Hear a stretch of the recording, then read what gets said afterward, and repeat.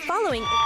Welcome into week 6 here on the Golden Eagle Broadcast Network. As tonight, the Loveland Red Wolves coming to Frederick to take on your Golden Eagles. I'm Ian MacHendrie. Alongside me is Carly Evans. Welcome to the Fowler Kia pregame show, coming to you live from Frederick High School. Ready to go tonight. Carly, it's going to be a great game, and Frederick is ready to fly. What is your Fowler focus for tonight's game? Honestly, I mean, biggest thing is, I'll kind of touch on a little bit more of it during like keys, but biggest thing is I just want to see the explosiveness that we've seen from this Frederick offense, specifically these past 3 games. I mean, they've been on a 3-game win streak, and they haven't been, these small, minuscule wins. They've been these big, explosive offenses and very much detrimental defensive plays, and they've really kind of dialed in, I think, for the season. I'm fully prepared to see what Frederick is going to bring and kind of load into their arsenal specifically this week.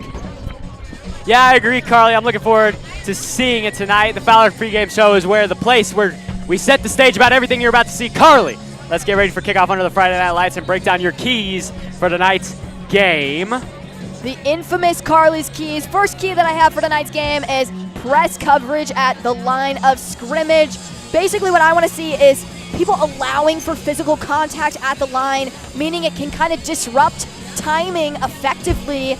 It means they basically can't utilize their slants, their outs, their hitches. You can't rely on it for fast production. That's something that I really want to see the defense dial into. We have strong defenders who already bring significant pressure regardless of, if they're blitzing or not. And so I just want to see them continue that streak of busting through that line of scrimmage. Second one I want to talk about is controlling the clock. It kind of goes hand in hand with my next point, but basically controlling the clock and keeping the ball longer with sustained drives is something that I want to see. It's something that, we didn't see much of last week because the drives were just so short, and it wasn't necessarily a problem producing anything. Very, very short but successful drives. Very much short but very successful drives. I mean, every single time it felt like they were just impenetrable and nothing could stop them. So, kind of talking about controlling the clock, I just want to see them kind of minimize and shake up the rhythm of their quarterback, Gebhardt, from getting comfortable inside the pocket. Talking a little bit pregame, you talked about how you saw a little bit of film on him, and Gebhardt, he's not very comfortable whenever it comes to inside the pocket. I mean, he's feeling pressure regardless of the scenario, it sounds like. Yeah, I mean, he gets antsy. He has happy feet in the pocket, so Frederick, like you said, they got to get some big, big pressure on him.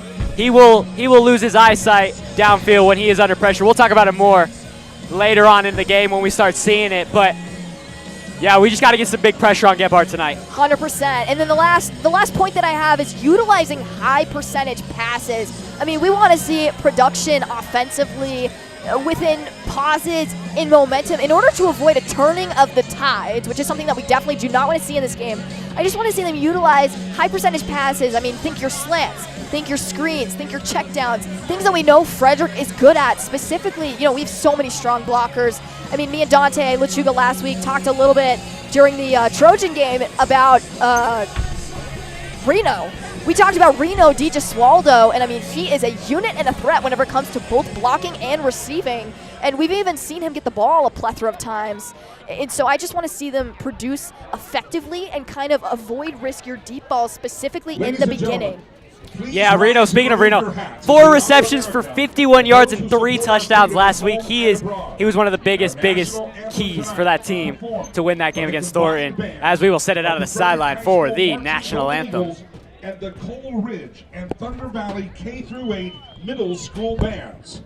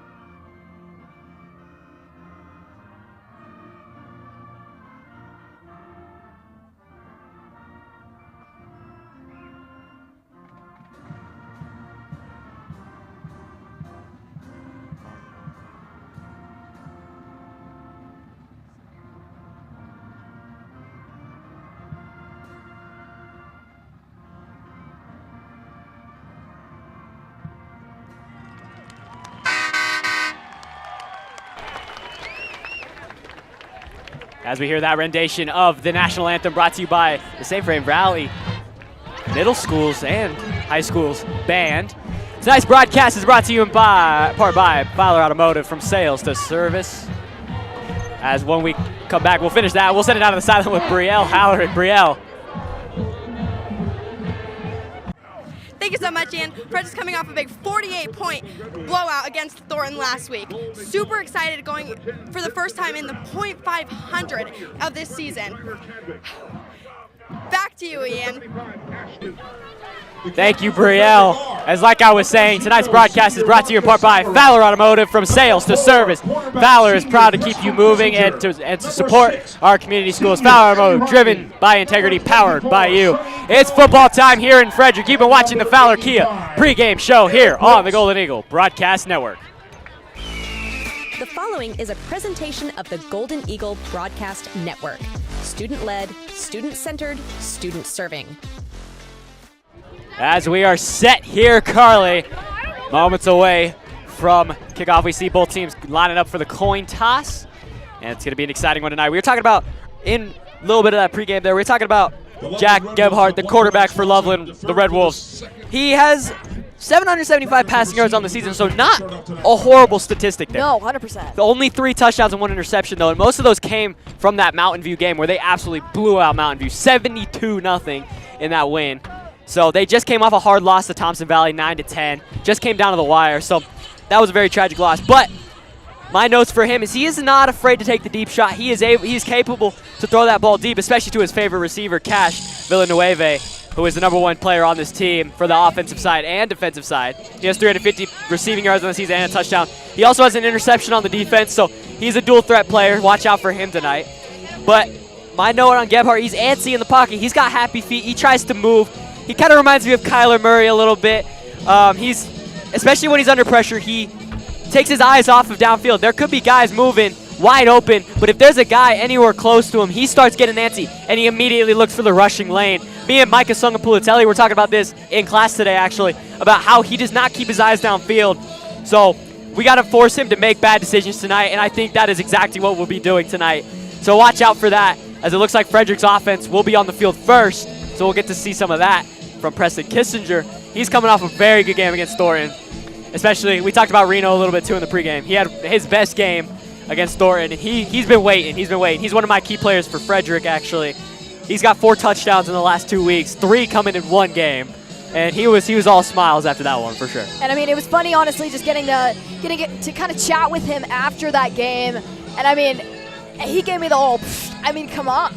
I deserve the ball. I need the ball. This is something that I've been working and waiting for this entire season. And to finally see the productivity that we expected from him, and to see it all in this sudden burst, too. I mean, you mentioned those 3 touchdowns. I mean, that is a huge game, regardless of, 50 reception yards. Still very solid, obviously. Most players, whenever you're going for an incredible game, you're looking for 100+ yards, but at the same time, those 3 touchdowns kind of combat the fact that he didn't really have to go that far on the field. Yeah, he was very happy after that. I was on the sideline there talking with him after his 3rd touchdown, and he was just all smiles, all happy. Love that dude.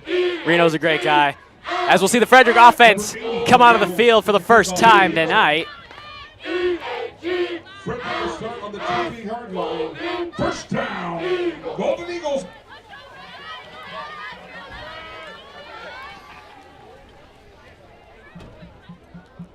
I was excited to see if they can bring out some quick energy on the first drive tonight. Of course, the first of many league matches tonight. They are really, really excited about this one, too. Expecting a lot of power running from Frederick tonight. As we will see, PK will start under center. Eric Ross also back into the lineup tonight. You can see him as a low fumbled snap. They give it to Del Pitts. Del Pitts trying to find the hole, and he is wrapped up. He's actually going to lose 2. So it'll set up a 2nd and 12 for Frederick.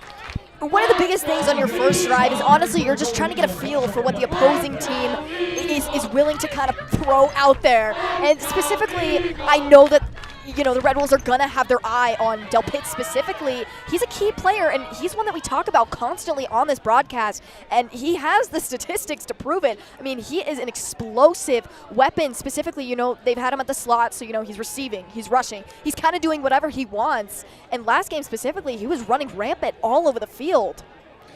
New formation there for Frederick. They give it to Del Pitts again. Del Pitts finding the hole, fighting for some yards. Sonny Del Pitts still on his feet, and that'll be enough for the first down. 13 on the play. Del Pitts, just the quick draw, and then able to just send him right down the middle of the field, shedding defenders off left and right. One of my favorite things to watch, specifically about most of the players on Frederick's offense, is it's not necessarily about their sheer size. It's just about the fact that they are willing to keep those legs churning until the very last moment, until that whistle blows, and that is just another example of it from Del Pitts. He's willing to just keep moving, and pretty much defenders just kind of slip off of him. I mean, he is a slippery guy to catch. Kissinger under center again. The pitch goes back to Del Pitts.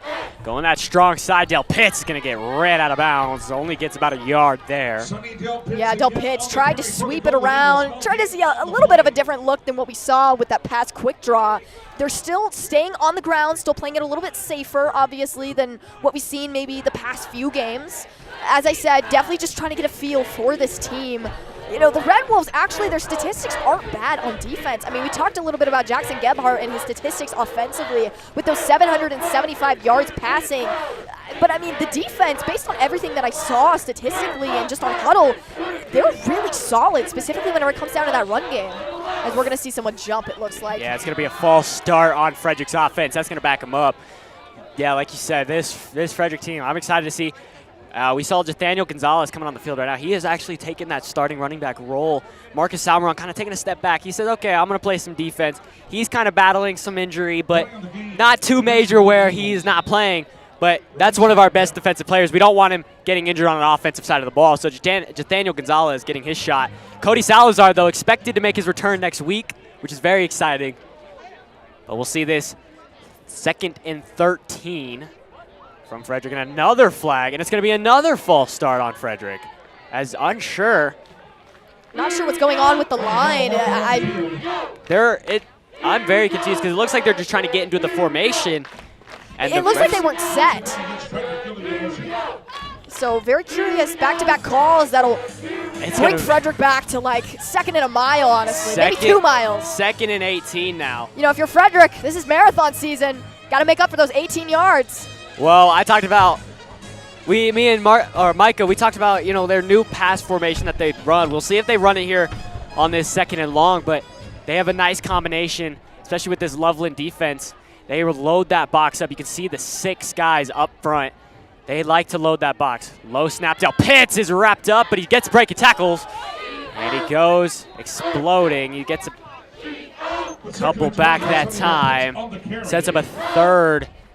I don't want to say 12. So 3rd and a little bit more manageable. If you're Frederick's offense, pretty much what you wanted to do on that play is just run it, see the kind of production that you can get on that 2nd down, because it's not necessarily do or die territory kind of a thing. This is your first drive. This is the first few snaps of the game. You're still getting warmed up. You're still getting ready. You did mention Salazar. I did see Cody Salazar on the sideline warming up a little bit. Obviously, not going to play, but just I really appreciated just getting to see him. Low snap again. Kissinger's going to unload. He's going to take off. Kissinger finds the hole, and he's wrapped up. Gets nothing on the play, and Frederick is going to go ahead and have to punt here. Yeah, Kissinger stifled at the line. Looks like that was Ashton Daly. One of their tackles, I mean, that was a big kid, too. It's one of those where PK, he's elusive, he's slippery, he's difficult to catch, but it's one of those where if he doesn't necessarily have it kicked into the highest gear, he still looked a little uncertain on whether or not he should take it, and so that uncertainty, I think, honestly cost them what could have been maybe a little bit more production than what we saw in that 3rd down. Cahoon will come on to punt, and this is going to be a very short punt. He caught off the top of the foot. As that ball's going to bounce, it's going to land at Loveland's, perfectly lands at Loveland's 47. But like you just said, there's some uneasiness from Kissinger there. There was a few very low snaps from Micah. So maybe a little bit of miscommunication there. They got to get together, kind of talk to each other. When I was down there on the sideline, that O-line gets together after every drive, talk about what they noticed. You know, oh, the A gap's open, the B gap's getting clogged up. Like they're really a tight team there. So I think Kissinger just got to get in there too, kind of discuss, hey, we need these snaps more in the chest, better looking snaps. As we'll take a look at Frederick's defense coming on the field for the first time tonight. As a snap give, finds the hole, gets about 2 that time. You know, smart move too. Offensively, you know, for the Red Wolves, it's one of those where he followed directly behind the path of his blockers, and that's exactly what you want to see if you're trying to produce a little bit more with the rushing game. And so good production that'll, I believe, bring up a 2nd and 5 for the Red Wolves. 2nd and 5, and a flag that time, and it's going to be a false start on Loveland. So a very similar flag. Gebhardt was trying to get his O-line set. They say illegal motion. Interesting. Okay. Interesting call. So a plethora of penalties on both sides, you know, for both teams. This is something to be cognizant about. Specifically, you know, offensively, those penalties kill you. I think, honestly, that's the exact reason why Frederick's first drive completely puttered out, is because of those penalties. You know, PK wouldn't have felt that pressure necessarily if they didn't have that 2nd and 18 looming upon them, and then that 3rd and 12. And so both teams kind of feeling the costly mistakes. Gebhardt in the shotgun. Gets the snap. He's going to take it himself. Direct rollout, and he's going to get stuffed. He's going to get 3. Sets up a 3rd and 8. And that's something I noticed from their film is they have a lot of designed rollout plays for him. He does like to escape the pocket. There's not very many times where you'll see him stay in his pocket. So designing those kind of rollout plays for him, that one is a direct one where he can keep it himself. They have a lot of those where he can either keep it himself or throw. So that one just giving it to himself. 100%. I was about to say, I'm sure the Red Wolves are probably going to pull a little bit of misdirection is kind of what I'm anticipating sometime. Gebhardt under pressure, rolling, looking deep, shot overthrown. That time looking for Jack Sayre. Honestly, I think if you're Frederick's defense, that was dangerous. I mean, it's one of those where that was almost completely blown coverage. And he had probably a good 2 or 3 steps on DiGesualdo in that play. It looked like Frederick needed a little bit more safety help over the top, but 100%. None there to help. DiGesualdo was kind of in a foot race. Did a good job staying with him step for step, but had a little step. If that ball was thrown pretty good, that would have been a touchdown there for Loveland. 100%. They set on the punt team now.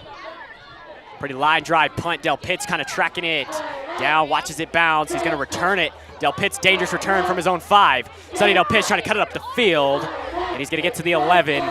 So it's about a 6-yard return there for Del Pitt, as we'll see Kissinger and the offense come back onto the field. So PK, biggest thing now is, you know, you've already kind of gotten a feel for how the Red Wolves play. You've already gotten kind of a feel for how they load the box and send pressure. And so if you're PK, now is the time. Second drive is, if you don't produce at least something on that second drive, it can kind of turn a little bit deadly, honestly, in my opinion, because that third drive then becomes almost desperation territory. Specifically, you know, you're giving the Red Wolves so much momentum if you don't produce something on this second drive. Yeah, like you said, a lot of pressure inside the box. They run this formation, a 7-1 diamond is what we called it. They have 7 guys up front. As another false start is another low snap. I couldn't tell if Kissinger was kneeling the ball or if that ball was just a very low snap. And I think Sungapulatelli is kind of struggling. You can see Sonny Del Pitt right now grabbing the face mask of Sungapulatelli and telling him, hey, we're here. This is the game now. Come on, we got to focus up. It's all right. The junior trying to get some better snaps in there, but another false start called. So, but like I was saying, the 7-1 diamond, they load 7 guys on the line, and then they have one linebacker, one middle linebacker, and then 3 in the secondary. You see it kind of here right now, as there's the pitch to Del Pitt. Del Pitt's trying to find a hole. There goes Sonny Del Pitt, cutting it up the field. Sonny outside. He's at the 20, breaks a tackle, gets down to the 27. Huge first down for Frederick, 21 yards on the run. Finally swung down by the one, the only, you guessed it, Cash Villanueva. His name is going to be probably a proclamation on both sides of the ball. He is a deadly threat to look out for. Del Pitt, what a beautiful job of recognizing that they were bringing pressure, and they obviously knew that, you know, you're not going to pass it in that kind of territory. They knew they were going to run it, but regardless of how much they stacked that box, Del Pitt's able to kind of swing directions and able to recognize, hey, this is kind of their weaker side. Yeah, that was a great job by Del Pitts to see the opening on the left side of the field, cut it left, and then get the yardage there. PK under center again. He's going to throw. Quick throw outside. That's Betancourt on the reception. Connor Betancourt gets the gain of 2. A low tackle there. That's Jack Sayre again. He almost had that big touchdown on the offensive side of the ball. So just a little check down there to Betancourt, and you know, something that I like that me and Dante talked about. We might have mentioned it in the podcast that's going to be coming out. Please watch it. But regardless of me gassing that up, something that he did say in it, specifically when talking about the offense, is he talked about, you know, sharing the wealth, spreading the wealth. And this is a perfect example of such. You know, he didn't see anything on his first read, didn't find anything, realized that Betancourt was wide open for just a quick check down. And those are the things that are going to make this drive successful. Wide receivers lining very far out. Sunny Del Pitch trying to hit the hole. That time gets ravaged by a pack of wolves. It's going to get about a yard. Yeah, it looked like he was pretty much devoured back in the line of scrimmage by Landon Morris, their middle linebacker. Oh, and someone down there. As we'll be right back here on the Golden Eagle Broadcast Network. Are you tired of paying rent or constantly moving from one place to another? LGI Homes has the solution for you. We offer affordable new homes with exceptional quality. With our simplified buying process and zero down options available, easily achieve the dream of homeownership and quickly move into your new home. At LGI Homes, we have it all, offering new homes complete with upgrades, designed to add style, value, and energy efficiency to your life. Find your new home today with LGI Homes. As we are back here on the Golden Eagle Broadcast Network, as a player down on the field is confirmed to be Micah Songapulatelli, the center. And he seems like he is in a little bit of distress down there.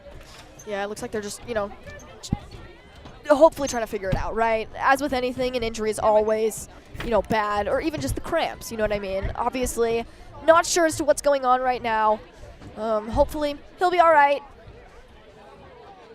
But yeah, to kind of draw a little bit of attention to the offense specifically, I'm really liking what I'm seeing from them. I understand that maybe it's not the production that they want to see from it, but it's just a matter of, I talked pregame about their blocking, and this is something that I think they kind of got to lean into a little bit more as Micah able to get off the field, thankfully. Yes. He's going to hobble, so that is not a great sign. We'll see Diego Dihar come in the game is not a great sight to see. It looks like the left knee. No noisemakers are allowed. If you're caught with a noisemaker, Frederick will be cited with a 15-yard penalty. Please, no noisemakers.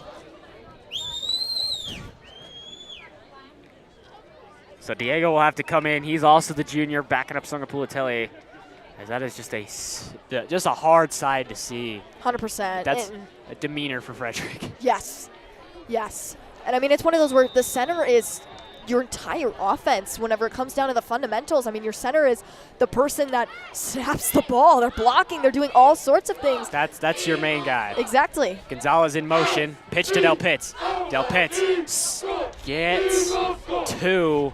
So it sets up a 4th and 5, and Frederick's going to look like they are possibly going to punt here. We will see the punt team come on. And I know I talked, which I might have jinxed it, honestly. I talked a little bit, you know, before that snap about how much I really liked the look overall. And I still like it. I still think that it's a good look to fully rely on, you know, your blockers in front and to kind of follow the motion and to kind of do a little bit of a screen, but more so, you know, just that quick draw type thing. But it's one of those where I want to see a little bit more production whenever it comes to, like, the offense. Great punt by Cahoon. DJ Swaldo getting fired up after that big hit. DJ Swaldo. No fair catch. You're putting yourself in the danger zone. Yes, you are. Specifically, whenever we talk about someone who is very significant whenever it comes to blocking and stuff. I mean, he lowered those shoulders and just leveled him. That was a much better punt by Cahoon that time. Yeah, I mean, caught him off the tip of his foot last time. So No noisemakers in the section are allowed. Frederick will be penalized. As we'll see Gebhardt in the shotgun now.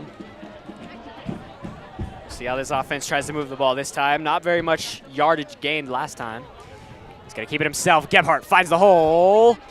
He's getting wrapped up, and the ball is out! And who jumped on top of it? Hoagie's saying Frederick ball. It looked like Coach a Frederick. is saying Frederick ball. That ball popped out. I mean, it was free game. And they'll say Loveland holds on. Loss of a yard that time, but Gebhardt. That's dangerous. Little antsy, he just got messed up there.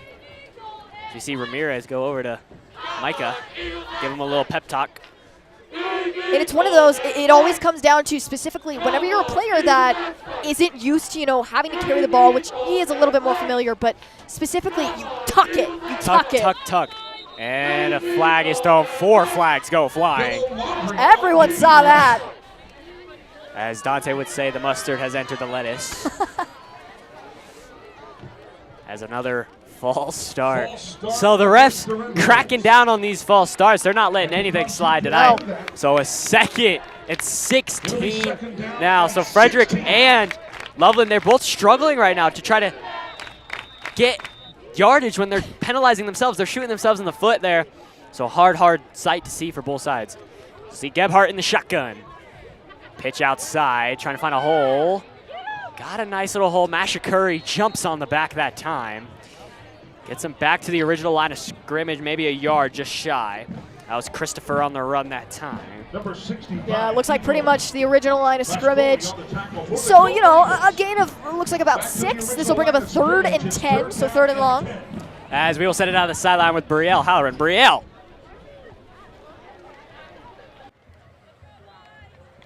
Thank you, Ian. Defense, Micah Sagapulatelli has gone down with an injury in his left leg. He was unable to walk off the field by himself, and is currently being evaluated. Back up to you, Ian. That pass is incomplete. Thank you, Allie. Apologies, we had a little bit of a switch up with our players. There's a flag down on the play, and Gebhardt is a little slow to get up. We'll see what this flag is. Could be a roughing the passer call on Frederick. So, which that's what, 15 yards? That's another 15, and it's going to be an automatic first down. So we'll see what the flag is this time. That could be pretty game changing. I mean, you think about it. Where they're at on the field, they could put them close to the midfield. It's going to be a roughing the passer. So a mistake from Frederick's offense. That's a 15-yard penalty and an automatic first down, even though I would have given them the first down either way. So what could have been a 4th and 10 ends up being a 1st and 10 at the Loveland 48-yard line. Yeah, so dangerous right there, nearing midfield now. Loveland, first time that either team has pretty much almost seen the other side of the field so far tonight. I mean, both teams have just really struggled offensively. Motion man Gebhardt almost fumbled the snap that time. Taking it a wide side, gets wrapped up, and I believe that's Del Pitts on the tackle. And that's going to get 5. So set up a 2nd and 5. Yeah, Del Pitts able to read the QB draw beautifully and able to sniff it out before anything crazy happened. We don't really get to see Del Pitts playing defense because the defense usually playing very, very well, and the offense usually being able to move the ball very well. But Del Pitts kind of playing both sides again. Interesting to see that from Del Pitts. 100%. Gebhardt takes the snap, they give that time, bouncing outside. Christopher cuts it up the field. DJ Schwaller got some contact there in the backfield, but Hoagie and Salmeron get down on it, so it'll set up a 3rd and 1. Yeah, DJ Swaldo with the initial contact, kind of able to jar him a little bit. And finally, Hoagie and Salmeron able to finish it off, as this will bring up a 3rd and very shy of that first down marker, 3rd and 1. And this is, starting to enter a little bit more dangerous territory for Frederick. They're picking up momentum pretty quickly. I mean, obviously this is a very methodical drive, but at the same time, with methodical, they are producing. As they're going to give it in the backfield, he's kept it himself and got That was hard to read. That was difficult. I mean, even Frederick, kind of took him aback. I talked a little bit about that kind of misdirection. The fake handoff to Noah Kuberry, and Gebhardt kept it himself. Beautiful read option. Looked like a little read option play. Looked like he wanted to give it, but then kept it himself and seemed to work perfectly fine for him. As now Gebhardt in the shotgun. Motion man once again is Jacob May. Gebhardt gets the snap, pitches outside. Cutting up the middle of the field. There goes Christopher into the secondary. Turf got him that time, but it's going to be an 11 and a first. Yeah, was able to kind of make up for his slippage as you saw him almost eat turf right there. But able to recover pretty quickly. This will bring him a 2nd and short. I believe a 2nd and 2.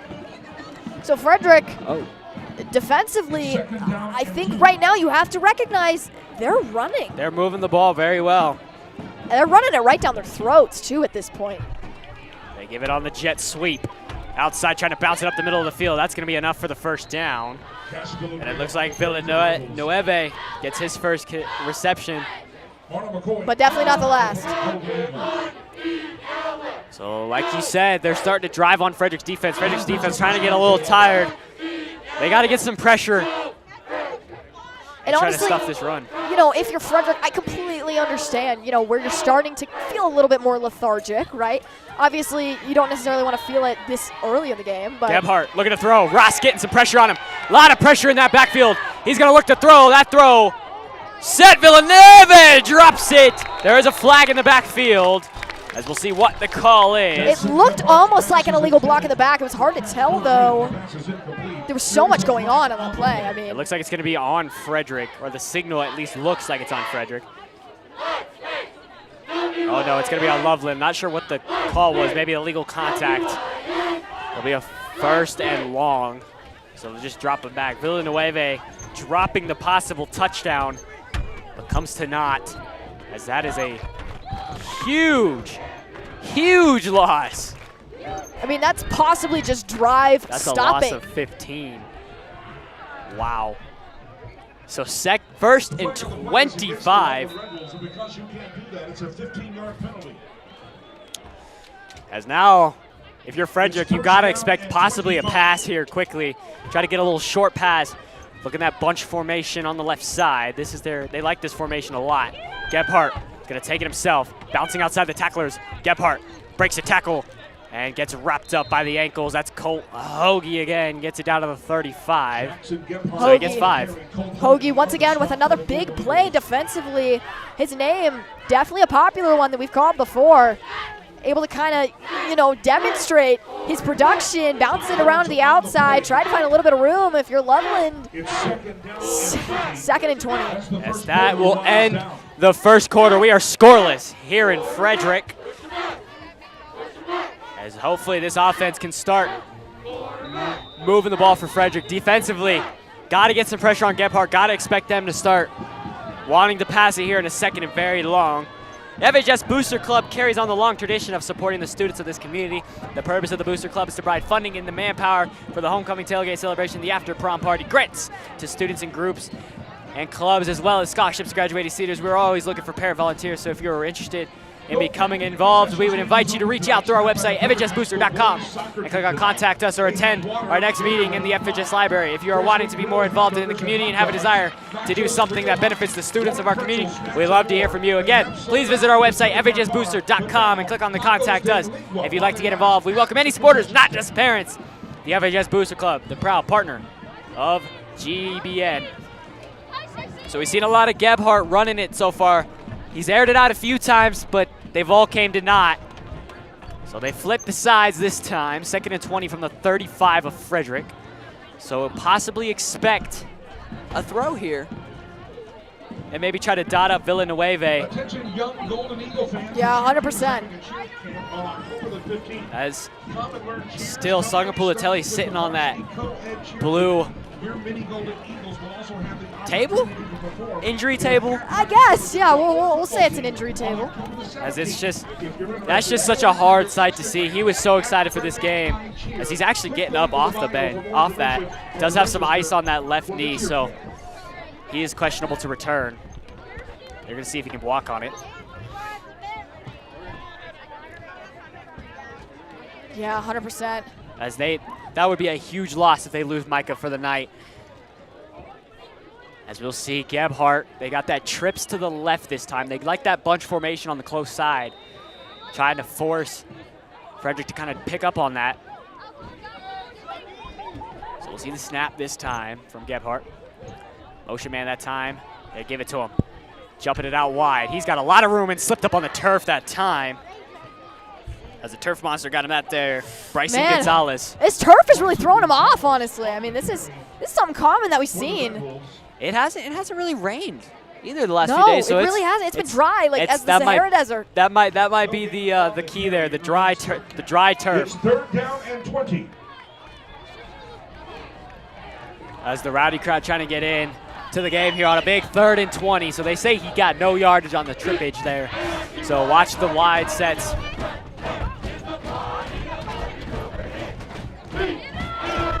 As now drops back, fires. And dropped it that time. As that looks like it was again. Villanueva. Honestly, he hasn't been producing as much as I expected. I mean, there's been a lot of drop balls from him. As we will see, do they bring out the kick team? This would be a very far field goal, a 52-yard field goal. As I would be very shocked if a high school kicker could make that. As we have news on Micah, it looked like the nose guard's helmet went straight into the left knee, and that is not a great sight to see. So hopefully, it looked like he was massaging the upper half of that knee. So maybe, as they are going to attempt this field goal, it's actually going to be a 50-yard field goal. So a far, far field goal. That ball spotted at the 40-yard line. Might be about a 42. This kick is up, and it looks good. Oh, my God. Absolutely drilled it. Talk about a kicker, my goodness. And Vincent Wimmer shows up and delivers a huge field goal and gets Loveland on the board first. I mean, hey, forget showing up. That was beautiful. I mean, the execution. Frederick even attempted a block, too. I mean, you saw that might have been, I believe that was either Hoagie. I think it was Hoagie who came screaming into that side, something that we know he's so good at, but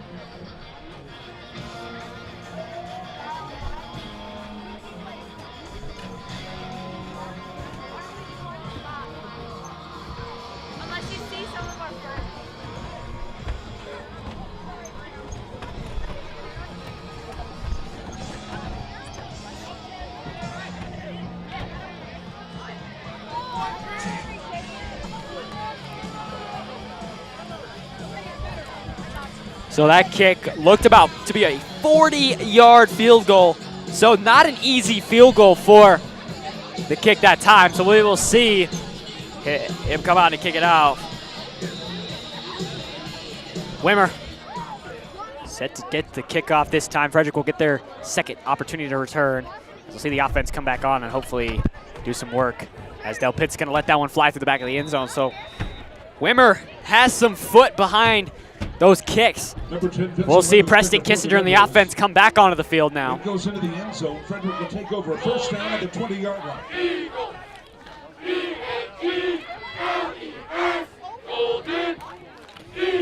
As a quick little huddle, they're trying to hear from coach here. They need to get an offensive drive here. They've been stuffed the last 2 drives. They haven't really been able to move the ball well. You're without Sungapulatelli now, so got to find a way to move the ball now. As they move Blake Baker, it looks like, to center. So not happy with who was in center at the time, so they move Blake Baker there. Interesting look. As a flag gets thrown right as that ball was snapped. Kissinger was going to keep it himself that time. And once again, it looks like it's going to be another false start on Frederick.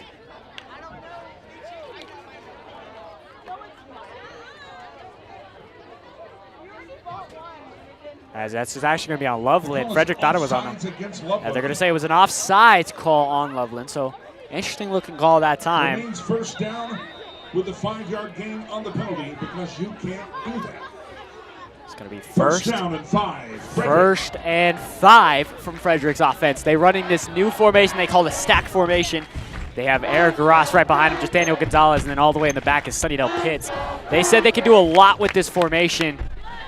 And they pitch it to Del Pitts. Del Pitts trying to find the hole. There goes Sonny Del Pitts, bouncing it outside. It's going to get falling forward motion. They're going to say he was marked. a yard ahead.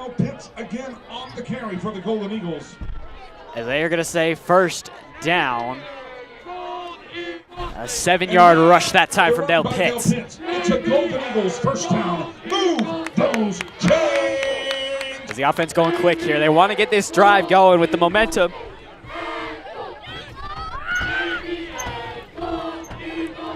They're back in the stack. Kissinger gets the snap, pitches it again. There goes Dale Pitts. Dale Pitts finding the hole. Sonny Dale Pitts exploding forward. Gets to the 42-yard line, and another first down, gets 11. And Frederick moving the ball very, very well on this drive so far. Sets up a 1st and 10. Sonny found that hole very, very easily, and then just kept moving those feet. That's what they talk about a lot, is chop those feet, keep moving them. They did exactly that time. They like this formation. They're going to stick with it. 1st and 10 from Frederick's 42-yard line. Kissinger goes under center. And they pitch it once again. Dale Pitts cuts it up the field, cuts it back inside. There goes Sonny Dale Pitts, exploding through and gets 12 as he was just a shoelace away from taking that for a gain of about 20 plus. So another first down from Sonny, puts him at the 46 of Loveland. So another big gain from Dale Pitts as he's having another phenomenal night so far.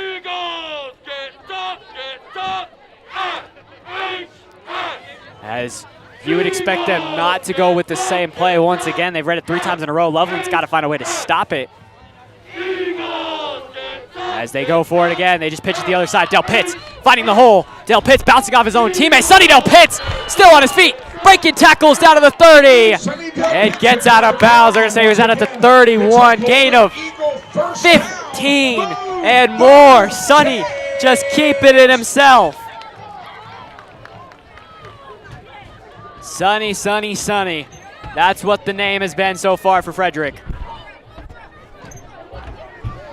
He is just finding ways to get moving. If they line up in the formation again, if you're Loveland, you're going to have to find a way to stop this. That's 49 straight yards and a timeout called. That time. On the field, number 12 for the Red Wolves. Slogan. Get up. It looks like there's actually an injury on the field for Loveland. Would you like to meet an Olympian, connect with a D1 athlete, or talk with a Twitch streamer? Rocky students are part of Rocky Church, and they are all about connecting their students to their purpose. They believe students are the future, and their goal is to help empower and encourage and be supported. There are many ways to connect with Rocky students. You can start by watching their monthly podcast on YouTube, where you'll hear all from guests from a multitude of topics. Show up on Wednesday nights to hang out with friends and meet some incredible guest speakers. You even join their gaming community on Discord. Follow them on Instagram, RockyStudents_Frederick, to learn more.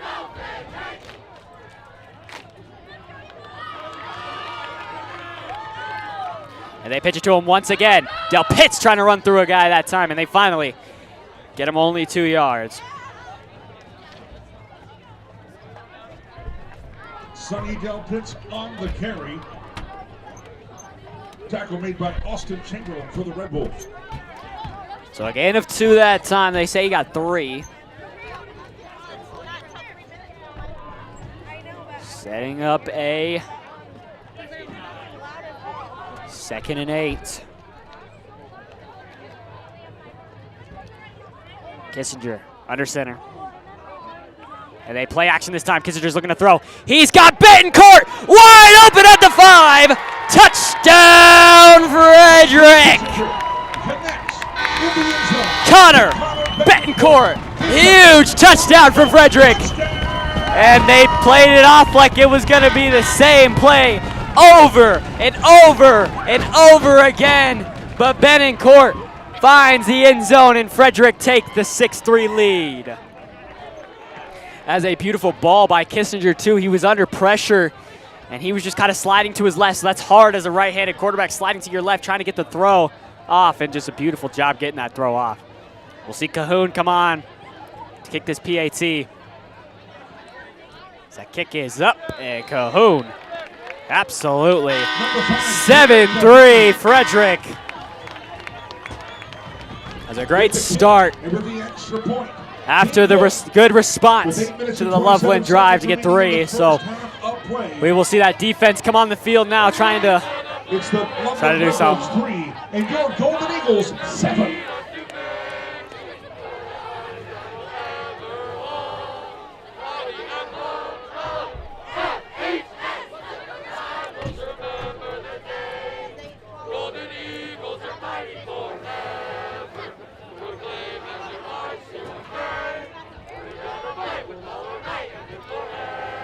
as we will see Cahoon kick this ball off.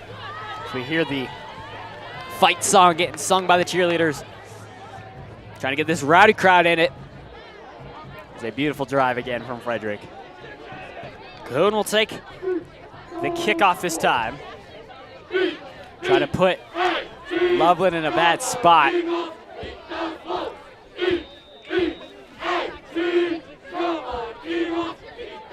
And a good kick from Cahoon. He's going to catch it in the end zone, and then it's going to be a touchback. Cahoon kicks the ball into the end So zone. take it from the 20 from Loveland. The Red Wolves Gebhardt, the offense, piling themselves back on the field, trying to find a way to get this ball down the field and score. High School boosters are grateful for Golden Eagle level supporters for the 25-26 school year. Those Golden Eagle level supporters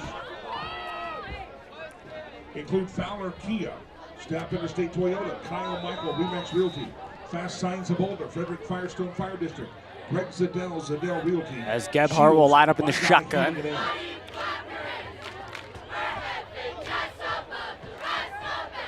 Gonna have Dion Christopher to his left. They give it to him. Christopher trying to bounce through the hole. That time breaks a few. Extending forward to the 26. Gets 6. It'll be a 2nd and 4. Kyle Lardon on the tackle for the Golden Eagles. Found that hole. It made the play happen that time. Just trying to scavenge a few yards extra. Broke a few tackles and made something happen that time. So now in the shotgun.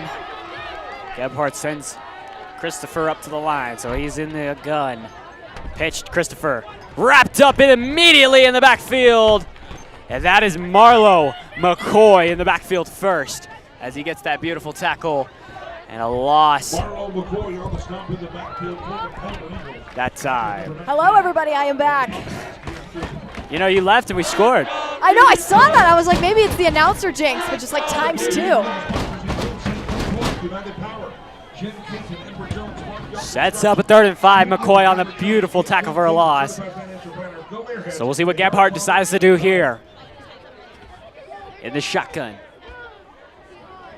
Gets the snap. He's going to keep it himself. Gebhardt trying to bounce it outside. Frederick with immediate pressure. So much pressure on Gebhardt. Diving at the ankles. Tripped him up. And who but, again, Marlo McCoy. Grab it at the ankles. It makes a beautiful sack at the 16. Loss of 9. It'll spring out Loveland's punt team. Gebhardt dancing around in that back pocket, just trying to find anything and just literally nothing open. Frederick, beautiful job defensively whenever it came to coverage that entire time. This will bring up a 4th and 14, and they are forced to punt. As I take it, Marlo McCoy, I might have missed something. He got a big tackle for a loss to play right before that. Low snap. That ball almost blocked again. Jovan Martinez back there. That ball bounces to the Frederick 45. Takes a nice little Loveland bounce. Gets an extra few. So an all right little, Pretty good little punt. kick. Pretty good yeah, punt. not bad. So 6 minutes, 20 seconds to go. And they moved Blake Baker to center. Did they? They moved Blake to They center. moved Big Old Blake. Big Old Blake to center. So it looks like Quinones has jumped in the game now to hop on that offensive line. It's good to see Quinones. Great guy. 100%. I mean, he deserves the playing time without a doubt. Specifically offensively. Oh, yeah. for sure, yeah. Baker is the center. With him as the center, they came down the field, scored. They ran a very, very one-sided formation play. They just gave it to Del Pitts over and over again, and they finally gave him the play action and found Betancourt in the end zone. So possibly something similar on this drive, but we'll see what they decide to go with here. Kissinger gives it to Del Pitts. Del Pitts Trying to explode through, piling forward, gets 4. Sets up a 2nd and 6. 2nd and 5. That was about 4 yards. Give or take, give or take. See, even the announcer said 2nd and 6. I don't think I'm that blind. Yep. 2nd and 6 now for Frederick. Kissinger under the shotgun again. They like this formation where they run that handoff with Sonny Del Pitts. They've done it over and over and over and over again. And there it is again. Del Pitts on the pitch. Del Pitts gets forward, falls to Loveland's 47. So it sets up a 3rd and 3. 3rd and extremely manageable, if you tell me. I mean, this is a very, very short 3rd down. This is, like you said, a very manageable 3rd down. You know, they've liked the formation with Sonny. This is that new stack formation I was informing on the viewers on. Micah was telling me they like this stack formation. They can really give it to anybody. They can give it to the fullback. They can give it to Eric. They can give it to just Daniel. They can give it to Sonny. PK can even keep it. There we see Eric Ross piling forward. Gets to the 41. And a 1st down that time from Ross. yeah, looks like maybe a change offensively. I got a note that Blake Baker is still a guard. I don't believe he moved. I don't know. Someone moved. Someone's at the center position. Someone moved. It might be Evan. Looks like, oh, Zadell is centered. Ah, that makes more sense. No, now is it Ramirez? They're messing the whole lineup on the offense. Everyone's taking snaps today. Yes. I like that. Ramirez gets the snap. Kissinger pitches. Del Pitt exploding, gets 3 or 4. So not bad production. They're going to say 5. I think right now Frederick is messing with that O-line, trying to see who. I think PK's trying to pick out who he likes the best to get those snaps for the rest of the game. So I've seen a lot of different people snapping the ball. So 100%.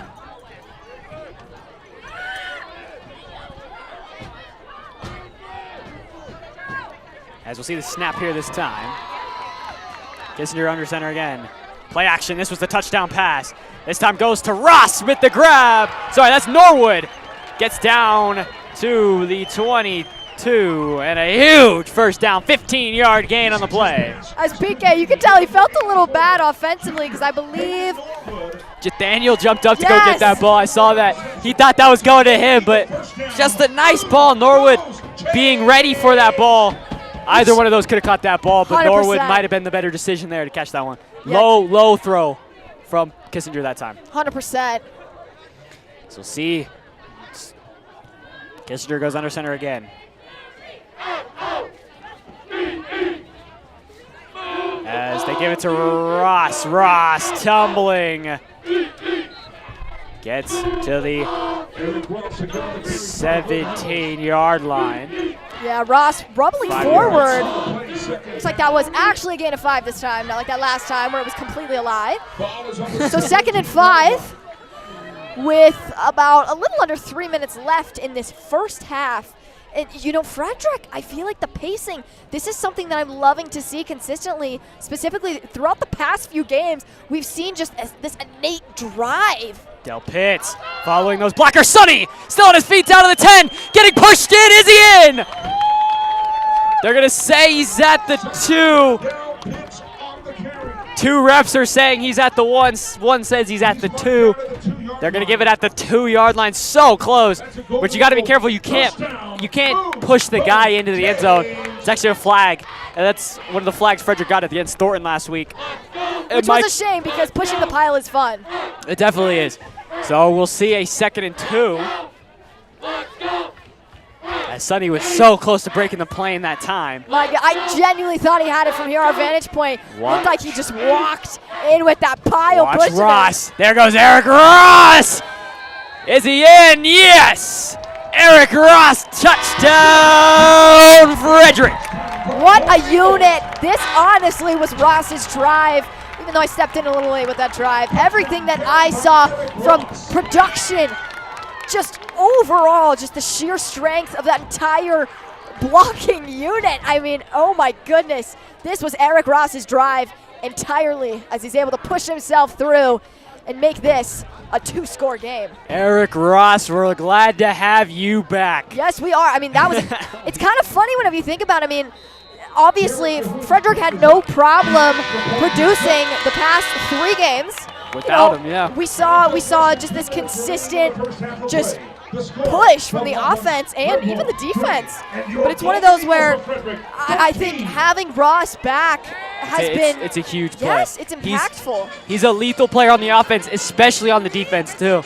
Entirely. He's been one of the leading tacklers on this team for the last 3 years. And he's been dethroned this year by Salmeron so far, but both of those guys, 2 of the biggest lethal forces on the defense, but it's so good to have Ross back. And I was talking to him last week on the sideline. He wanted to play.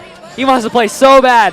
So bad he wanted to get back. It's well-deserved. It's really well-deserved. It's one of those where, specifically, for those players who aren't necessarily even playing in college, or maybe, they plan to pursue a further career, but there's never a guarantee. You know what I mean? And this right here, this last year, this is a guarantee for them. And so just cherish every moment. Yep. Yes.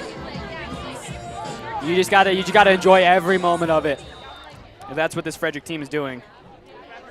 That's Cahoon.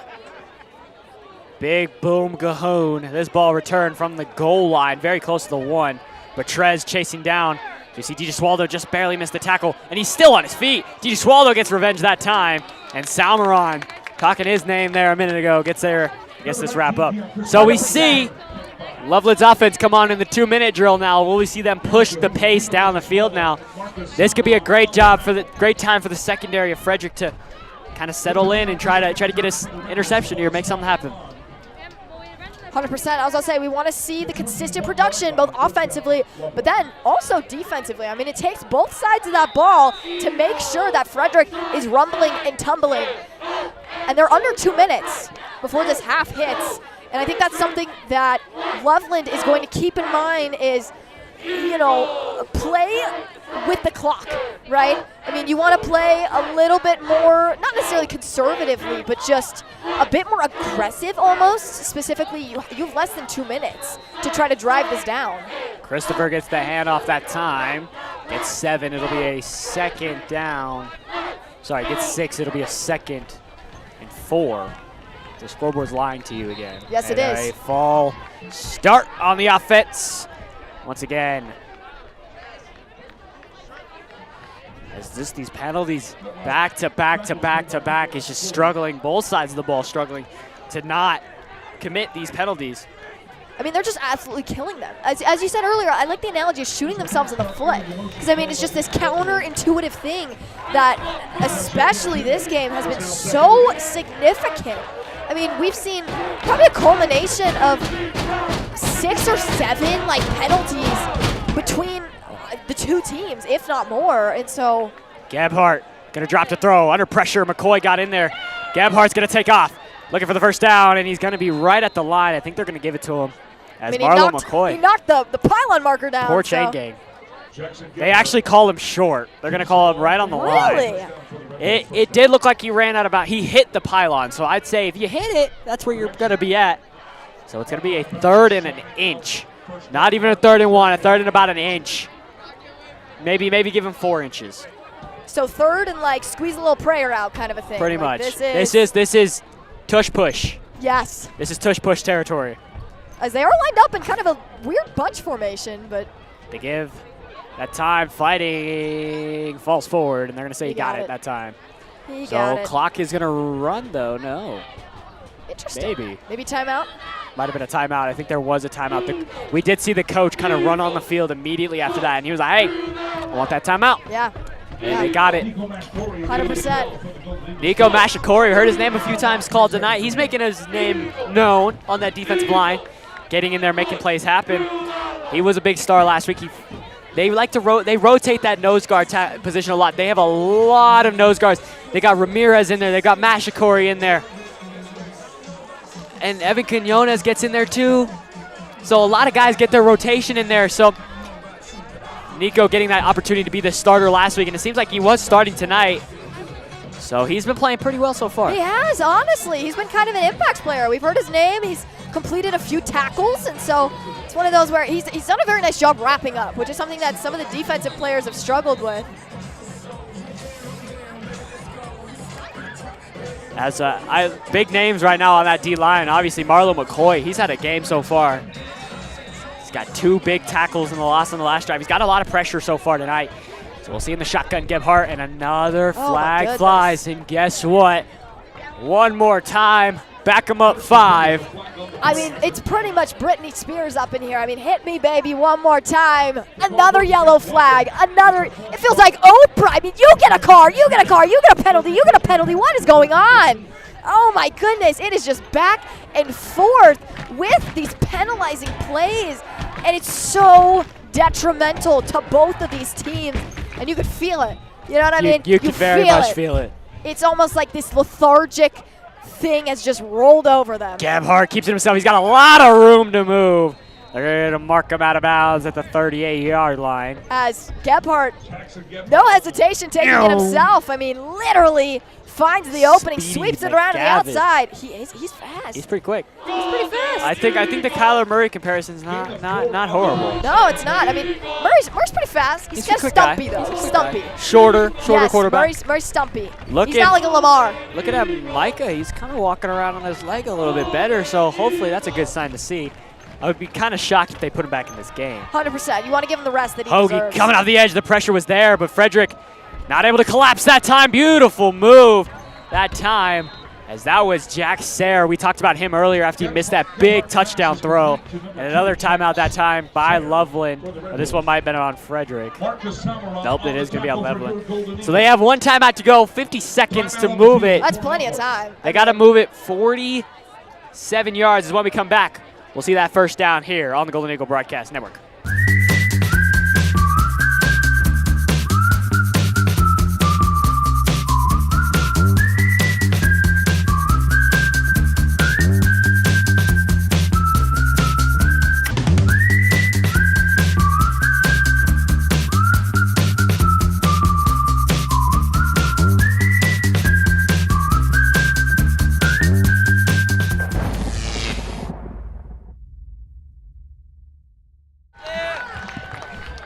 As we are back here on the Golden Eagle Broadcast Network, Loveland driving now at Frederick's 47-yard line. 1st and 10 as we'll see the offense coming on the field. Yeah, like I was saying, previously, plenty of time, honestly, like so much time that they have.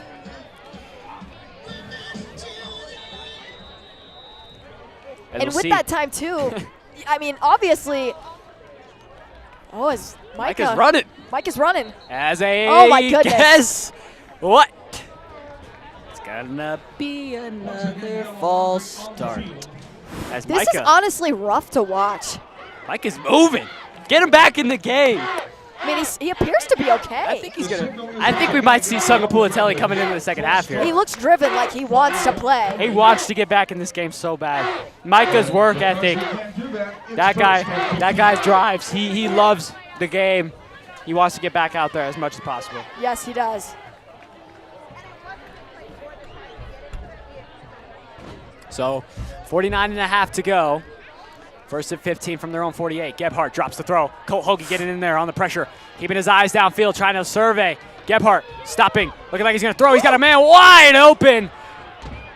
Was he out of bounds? That was very, very close. Gonzalez. Flag. Gets him down. There is a flag. Is it going to be a pass from over the line of scrimmage or an illegal touching? Did he go out of bounds and come back in and catch it? It looked almost like an illegal touching because it almost looked like his foot stepped off. It looked like he was out of bounds there. Yes, it did, and then he was able to scramble back in, which you can't do that, friend. My guess was possibly a forward over-the-line pass, but we'll see what this call is here. It's hard to tell. See what the ref calls here. Oh. I mean, there was a lot of motion from Gebhardt. Yeah, and the corner on that position wanted to rush in because he thought Gebhardt was going to take off. But he didn't. It's going to be a Loveland penalty. I'm not sure what the call was. It looked like maybe a personal foul of some sort. Interesting. As I've got news that Sungapulatelli is coming back in the game at halftime. So a great, great, great sight to see from Sangapulatelli. Wonderful. I mean, it's always a bad thing whenever you see someone go out, specifically, someone for your own team. Obviously, it's never good to see an injury on both sides of the ball. Whenever you're talking about the opposing team, your own team, it's always a shame to see it. You send your best condolences. But at the same time, it is such a powerhouse move to be willing to overcome the adversity of possibly being sore, injured, cranky, and just get back out there. First and a mile. Gebhardt dancing, looking like Kyler Murray gonna throw. Under so much pressure, Gebhardt hit as he's thrown, and Lloyd makes the grab. Throw Lloyd in, honestly. We got Lloyd wants an intentional grounding. As I don't believe it made it back. It didn't. It made it back over the line of scrimmage, but no, it did. He was over, and he was outside the pocket, yeah. But nobody really in the vicinity. So honestly, a great argument that they could make there. But yeah, I mean, honestly, if you're Lloyd, talk to the coaches about that. There was no eligible receivers around. Close. I mean, it was close. 25 seconds to go. Maybe Loveland thinks one of their. They do get the ball at half, so yes. You don't necessarily need to push it right now, but you want to score before half. Maybe another kick from their unit of a kicker. Good Lord. Marlo McCoy chasing down. Throw. That ball is loose. That's going to be intercepted. Reno DiGesualdo gets underneath it, and Frederick gets the ball back with 15 seconds to go. I mean, it was like an open gift. It was a present. Middle of the air. That ball was a quacker from the moment it came out. And my goodness, I think honestly, if you're Loveland, all you could do was watch in horror as that ball just came soaring into the arms of Reno DiGesualdo, one of our key players that we constantly talk about all the time. With less than 20 seconds remaining in this first half, DiGesualdo able to put the half away for Frederick. And if you're Frederick, kneel it. Kneel it. No reason to rush it unless you have a formation that you really, really, really like. They're in the stack formation once again, so you've got a foot in Cahoon. So if you could push it, I think they have all three of their timeouts too. So okay, so maybe push a little something. Maybe you can piece try together a little drive. See what Bigfoot Cahoon can do. They give it to Del Pitts. Del Pitts gonna look to get out of bounds. Gets to the 35, okay. So gets 4 off the clock. I don't think you have enough time. Maybe time to take one shot. You have receivers to make the grabs. You got Norwood, you got Betancourt, you got DiGesualdo, and you got Del Pitts. So I would take a shot. I would let it up. And if Kissinger worst comes to worst, he throws an interception and they get the ball at the 10. Yeah. 100%. But I was gonna say Gebhardt's interception that kind of was a punt. That looked like a punt. Yes. So it really did. It was an early punt, but it was a punt. It was. And now it'll go as a punt that's tacked on Reno's return. Reno score. Yeah, exactly. Reno score sheet for the rest of the season. So looks like they might run a 4 vertical look here. 2 out on both sides. Smart. Kissinger gets the snap. Just needs some send 'em. time. Kissinger under pressure, throw to Del Pitts. It's caught. Take the timeout here at the 41-yard line. They get it. Huge grab from Del Pitts. Now, do you send Bigfoot Cahoon out? I don't think you have enough time to. Oh, there is a flag down. Back in the backfield. As Del Pitts is frustrated as that was, oh man. And with the flag on the play, the calls against Frederick. Oh, that is honestly devastating. As that'll pretty much negate all the forward progress. Yeah. This should end the half here. Yeah. It's going to be a holding on Frederick. So honestly, kneel it. Get into the halftime. Oh, that was a heartbreaking play. That was a huge chunk. I would have honestly ran it maybe 2 more yards, let Cahoon get out there, try to do what he does. Yes. But now you'll see. Now all hope 5 is seconds. Maybe just do it again. But yeah, just do it again. But with 6 seconds, what are you gonna do? I would like to see that play they ran against Meade where they ran a that little pitch where they gave it to Reno and Reno threw it. Honestly, Reno's got a pretty good arm. As they're just gonna let the clock expire. Interesting. As they might have taken a kneel there that we just did not see. Yes, maybe we're blind. So we were talking. We were talking. We were kind of not paying attention.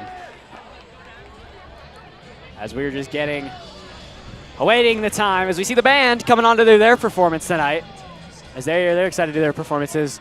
Lloyd's going to get talked to by the ref there, probably about what they want.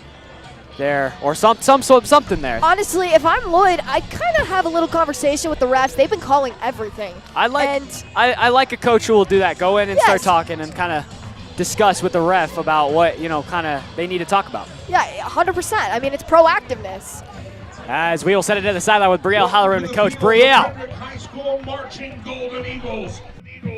Thank you so much, Ian. I'm down here with Coach Lloyd. Coach, we're starting to see Micah running on the sideline. Is there a possibility he will enter into the second half? We're going to see. We're going to make sure that he's cleared by the doctors and stuff. We're not going to get him out here if it's a chance of hurting it any worse, but we'll check. That's great.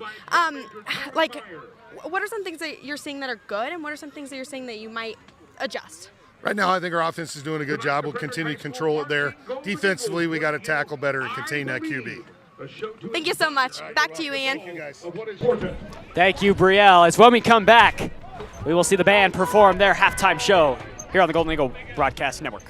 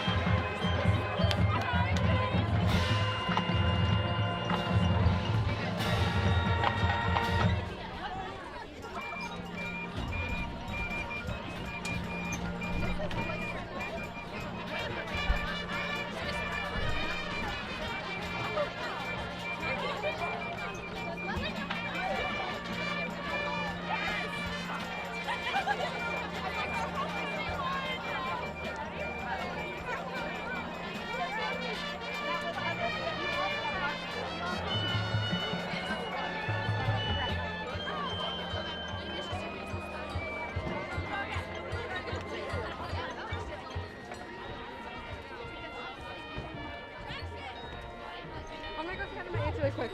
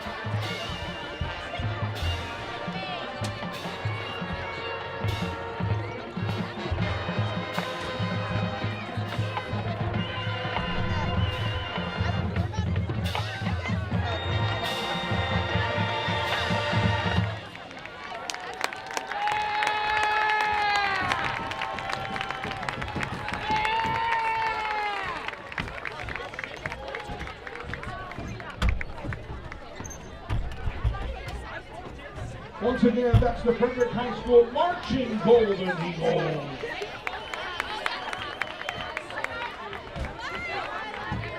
We now welcome to the field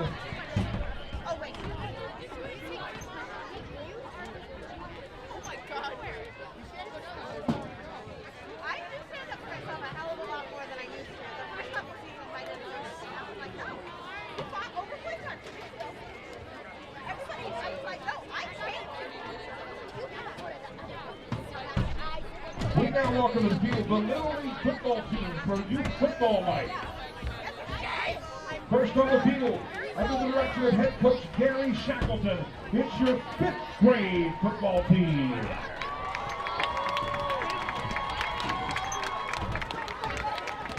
Second team on the field, under the direction of coach Mike Moratelli, it's the 6th grade.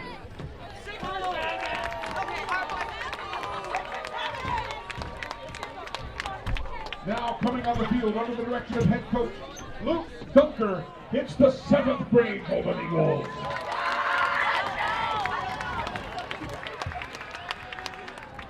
Another 7th grade teams under the direction of head coach Josh McConnell. On the field they come.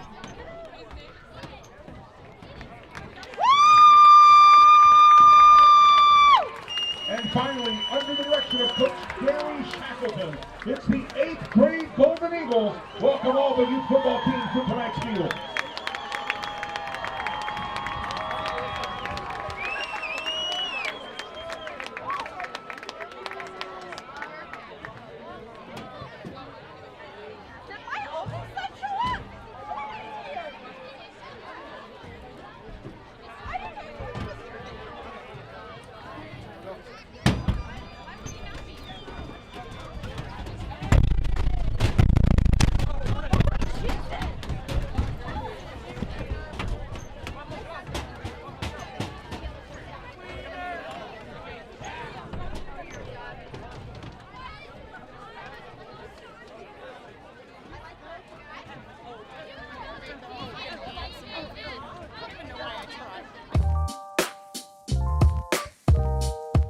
Hey, Kyle Michael here with Michael Real Estate and Remax Momentum, and I'm here at my office in downtown Frederick, Colorado. As a Colorado native and a resident to Frederick over the last 8 years, we truly understand the entire Carbon Valley and Colorado market. With offices in Frederick, Brighton, and Westminster, I covered the entire Front Range area. I've served over 130 families from Alt to Monument to Deer Trail to Grand Lake. As a small business owner myself, I understand how much time and effort it takes to be successful, which is why I continue to support local businesses, schools, and nonprofits through our Sip and Support series, coat drives, and other events. I value hardworking individuals. It is my mission to continue giving back as much as I can. We would love to serve you or your family. Give us a call, 303-944-4191, and go Golden Eagles.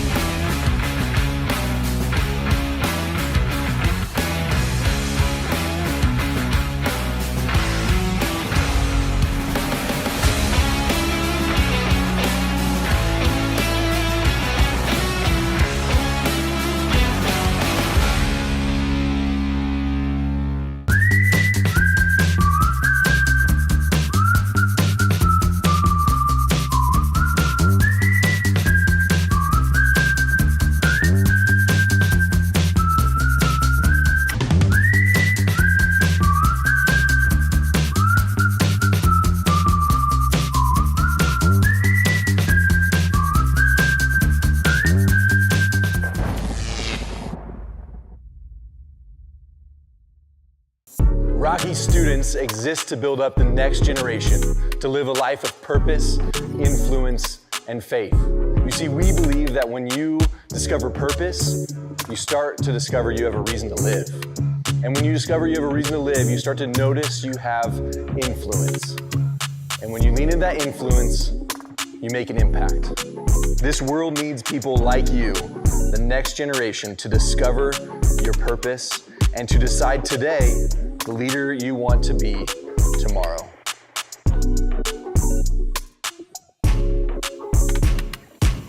Hi, I'm Coach Matt Lloyd. I'm the head football coach at Frederick High School. You're watching the Golden Eagle Broadcasting Network. Golden Eagles, let them fly. As we are back here on the Golden Eagle Broadcast Network, start of the second half. As both teams are ready to go to battle. Frederick up 14-3, an 11-point lead. As Carly, it's been a dominant first half from Frederick, especially by this guy right here, Sonny Del Pitts. We can take a look at his statistics from last week if it wants to load in. Maybe. Maybe there's hope yet. Maybe. And if not, there it is. There she is. The player of the month from September, Sonny Del Pitts. He had 403 total rushing yards, 532 receiving yards, and 10 total touchdowns on the year, on the month, last month in September. September was Del Pitts' month to shine. 100%. I mean, sunny September, right? It rhymes. SS. The SS Del Pitts. As he looked very, very, very strong in September.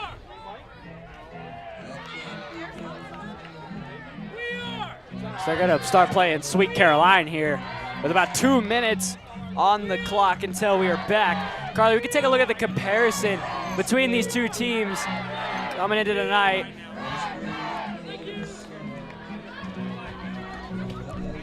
If they want to come in. There she blows. All right, perfect. 118 rushing yards to 214 rushing yards. And those 214, this was last week. Frederick dominated on the ground against Loveland. It was not just Sonny. It was Jethaniel Gonzalez came in. Jameson Jean came in. All these other guys got their names known. And it was a great game. As the crowd takes it away. Ba, ba, ba. Good times never. So good, so good, so good. You're so welcome, everybody. This is an immersive experience with the Golden Eagle Broadcast Network. As you can take a look at the stats on the screen, Frederick, obviously, the stats look a lot better from last week.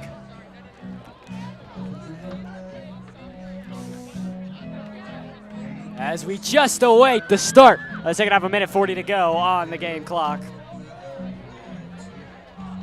Honestly, I can't wait to see what Frederick does this second half. I mean, I am fully anticipating just them coming out swinging like what we saw is starting to happen during that second quarter. I mean, that second quarter, they were extremely dominant, both sides of the ball. Yeah, I'm expecting to see a lot more from the defense, though.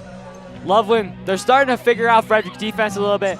And really the only thing that is killing them right now is the penalties.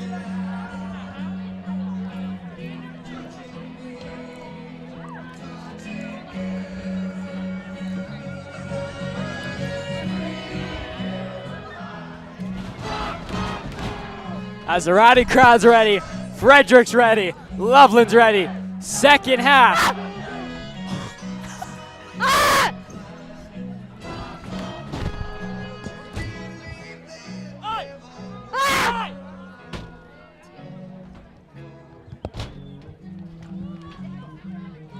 As apologies for any background noise, I gave the kid a finger wag, so hopefully that's enough. I mean, he's sitting down. He don't want to mess with Miss Evans.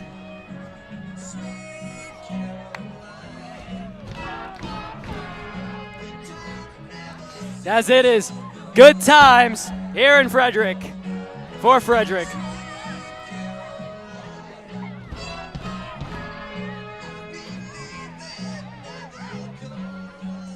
It is so good, honestly. It is very good.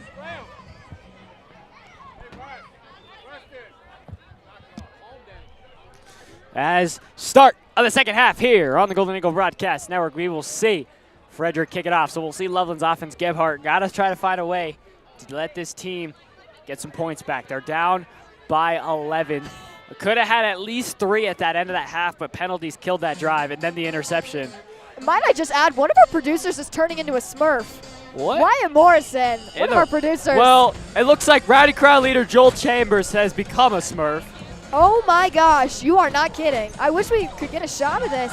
I mean, his entire face is just like blue. Bright, bright blue. That's just how you know it's been a wonderful game for Frederick. 100%. It just adds to the mood. As we'll see, they kick off from Cahoon to start the second half. Loveland will look to return it from the 14. Here he goes outside. Finds a lane. He gets out of bounds at about the 30-yard line. They're going to say at the 29, Bryson Gonzalez. We've heard his name a few times on the offensive side of the ball. Yeah, 100%. Expect to see it more so, too. This will bring up a first down at the 29-yard line. As we see Micah Sungapulatelli on the sideline, getting ready, warming up, giving some snaps in there with the backup center, Diego. Well, they're getting some reps, so Micah, expect his return as a handoff. Christopher wrapped up. He's going to get an explosive 4 yards. So already kind of an explosive, fiery start.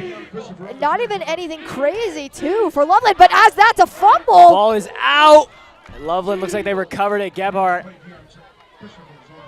That was tricky. I mean, clearly he didn't have his eyes on the ball. I mean, it was looked like either to the side or downfield. I couldn't tell, but I mean, the ball hadn't even been snapped yet, and he already had his eyes in a different direction. Yeah. He was not ready for the snap. As we will see the 3rd and long. As the Smurf getting the Rowdy Crowd going. Yes. 3rd and 9 from their 39, or 31, sorry. Big opportunity for a first down here. Gebhardt. In the shotgun, they're gonna give it off. Outside lane, he's got an opportunity trying to round the corner, and guess who? It's Villanueva. And guess who on the tackle? D. Gesualdo swallows him whole. Gets him out of bounds, and no gain on the play. I mean, both DeGesualdo and Hoagie able to read it, kind of followed with the route as you saw him trying to sweep around to the outside. And beautiful job, honestly, tracking him down, making sure there wasn't anything, quite frankly, as this will bring him a 4th down and it forces them to punt. Del Pitts back to return. Good start by Frederick's defense, putting the pressure on as this is a short punt. Del Pitts says leave it, backspin in Frederick's favor. Downed him at the 41, so we will see Sungapulatelli and that offense on the field now. As a great sign to see if you're starting center. 100%. Fighting back. I want to say it was one of those. It was one of those thingers. It was a stinger kind of injury. He was out for a minute, but you know, resting on it a little bit, getting a little looser. And he is just back out, ready to go. And I mean, those stingers are so common too. It's one of those where, like, even my brother played flag football, for goodness sake, and he had quite a few of those zingers. Yeah, he's actually not in yet. Del Pitts finds the hole. Sonny Del Pitts chopping those feet. Gets a good gain of 8. Chip chop all the way to a 2nd and shy of that first down marker. They are entering almost close to Loveland territory. As these Red Wolves, honestly, during what I saw production-wise during that second quarter and even start of this, second half, they just seem to be struggling to stop or even stifle Frederick's momentum offensively. There just seems to be a lot of Frederick is kind of doing whatever they want, tossing it around, just kind of throwing it to whoever they feel like it. Yeah. The give, that's Ross. It's going to be about a yard shy, pummeling back forth, taking shots. It's going to be a 3rd and very short. So Red Wolves able to kind of sniff it out a little bit better than what we've seen on the prior 2 plays. I mean, if you're going to run the same formation, eventually they're going to learn that it's going to be a very similar. Okay, they're either going to give it to Ross or they're going to give it to Del Pitts. So it kind of limits the options, 100%. Yep. Then you know. Daniel has not had a chance to really touch this ball. I'd like to see a little Kissinger action right here as they go back to Ross. Ross piling forward, give him the first and plenty more. Gets 4. It's a first down, Frederick. Boom! Those chains! That's a good first down as Quinones and Mashikuri has been kind of coming in on that offensive line, filling in for the injury spot. And honestly, I love to hear that Nico's playing. It's one of those where we haven't heard his name that much. And so it's one of those where I feel like giving, as Dante said, spreading the wealth, even when it comes to that offensive line. Everyone gets some reps. Everyone gets some reps. Obviously under not necessarily the best circumstances, but we'll take it. Kissinger going to throw. He's got to look from behind. Caught by Betancourt. Down to the 40. Got the feet in bounds. Betancourt, glad that he secured it. There was a little bit of bobbling. I wasn't sure if he was necessarily going to plant the feet and make sure that it was a completion. Ref obviously calls it as a catch. 2nd and 4. And PK has to watch those sides. I mean, they are pinching him. Yeah, that's one of those hard ones because he can't see. That's his blind side. Yeah, it's his blind side. So you have to really watch. If you're that lineman outside, if he gets around you, you really got to let your quarterback know because he's coming, and he might light you up if you're not prepared. 100%. And, I mean, whenever you're in the backfield, specifically with PK, on that blind side, you can't see if someone's coming and just absolutely waiting to obliterate you. There's Gonzalez. Just getting the minimal. Is he going to be short? They're going to call him on the inch line. Will they give him the first down? As the ref says yes, so they will give him the first. Well, and another thing I was going to mention is whenever you have defenders sneaking in on a side that you're not familiar with / don't have a great vantage point of, your ball control is obviously, you're waiting, you're poised, you're ready to throw it. And so you kind of get caught off guard, quite frankly. And that can result in things like fumbles. That can result in things like sacks. That is very dangerous. Gonzalez looks good. There he goes again on the grave. Gonzalez gets low, but the DB gets lower. That's Jack Sayre again. And something I had noted is when this Loveland team starts getting drove on, we start to see some lower, more dangerous tackles by Loveland. They start getting more physical. So watch out for that. They start getting drove on. They get desperate. They start playing aggressive. They act for the knee tackles, ankle biting. I wouldn't say they're aiming to injure, but they're trying to. Honestly, that's kind of what it feels like a little bit, though. I mean, some of those lower tackles, you're lowering the crown of the helmet while doing so, and those can be dangerous. I mean, penalties, injuries, really, it just depends, but Loveland has to be careful. Just got to be really careful. There's Salmeron. Salmeron finding the hole and more. Marcus Salmeron getting some touches here. Don't see that very often. Gets to the 19 and a first down. Salmeron able to sneak his way through the line, found the gap, completely split it right down that middle. He's fired up after that. He's had a lot of energy tonight. He's ready to go. He wants every opportunity that he gets. I mean, honestly, if you're him, I don't blame him. That's something to get excited about. Kissinger in the shotgun, motion man, and there is a guy that jumped. They should be in offsides. As DJ Swallow was very confident that it will be an offsides, and it is.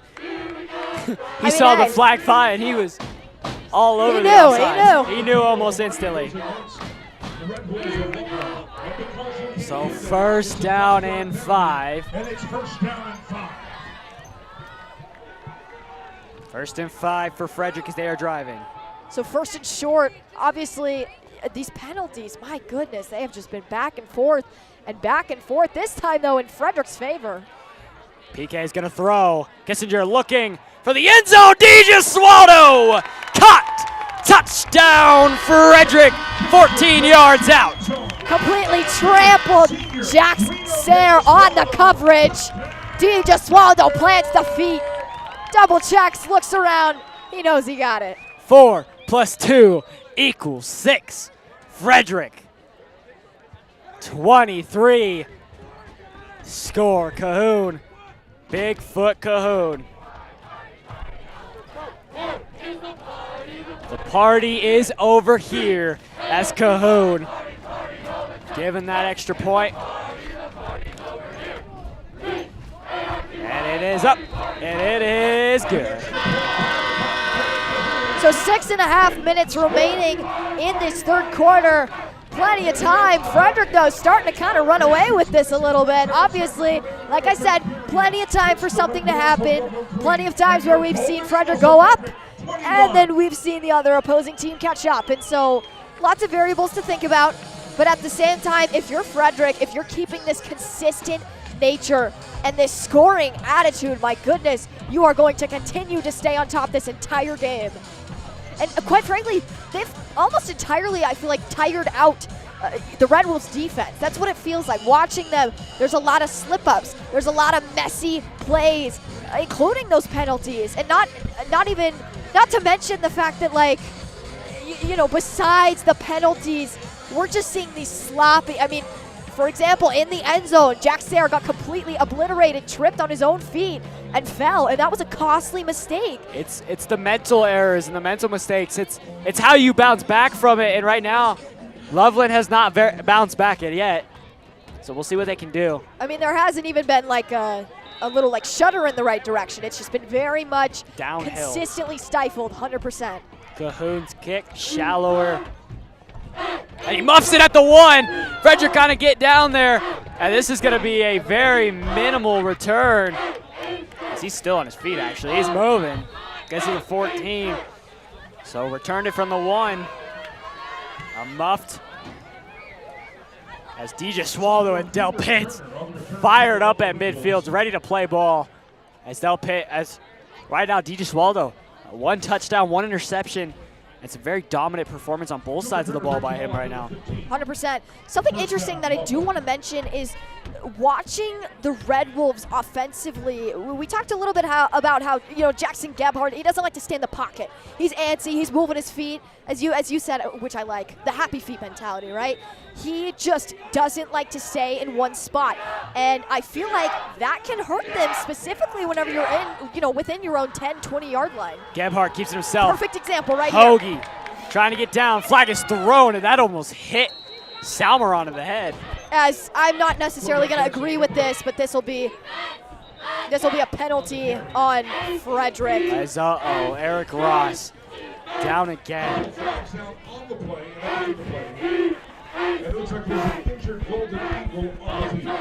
As it's Eric Ross, hoping it's just a cramp. Yeah, it looks to be like that. He's up quickly. I mean, probably just shaking up a little bit. He might have got hit somewhere where you do not want to get hit. But he's That'll up. knock the wind out of you. He's up. He's ready to go. As we await the call, 2 flags flow in. So and both different times too. It looks like there might be 2 penalties on the play. Not sure which on which. So we'll see what these calls are. As one, looks like they're both going to be on Loveland here. One got declined, one got accepted.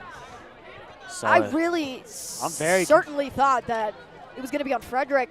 It almost looked like, I don't know, it looked like Ross and one of the offensive players were mouthing a little bit, kind of jawing back and forth, and that's whenever Ross fell after, you know, shoving it looked like he shoved one of the Loveland Red Wolves at least. We got a personal foul and then a holding call on Loveland.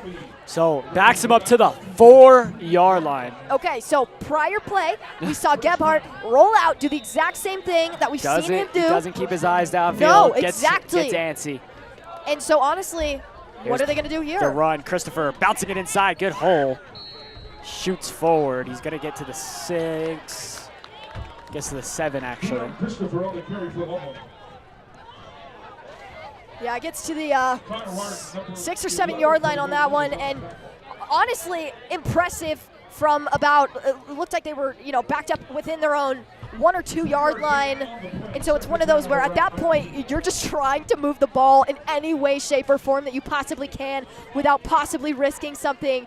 We saw the riskiness actually happen if y'all watch the NFL, we saw that happen, I believe it was the Rams game the other night, where literally at the goal line punched out, so dangerous. as they go for a short pass here, and a big hit that time as a flag thrown, and it's with Martinez who laid the hit. Are they going to call an unnecessary roughness on this one? Was there a flag? Oh, there was a flag. Honestly, this game has probably had like a culmination at this point of maybe close to 15 or 16 penalties, I want to say, overall, between the two of them. And I mean, that in itself is something that I'm sure Coach Lloyd is going to sit them down and say, hey, listen, we got to dial in. We have to lock in and make sure that these costly mistakes don't happen. And it was exactly that, a personal foul on Frederick, as that's just destroying. It could have been a 3rd and very, very long.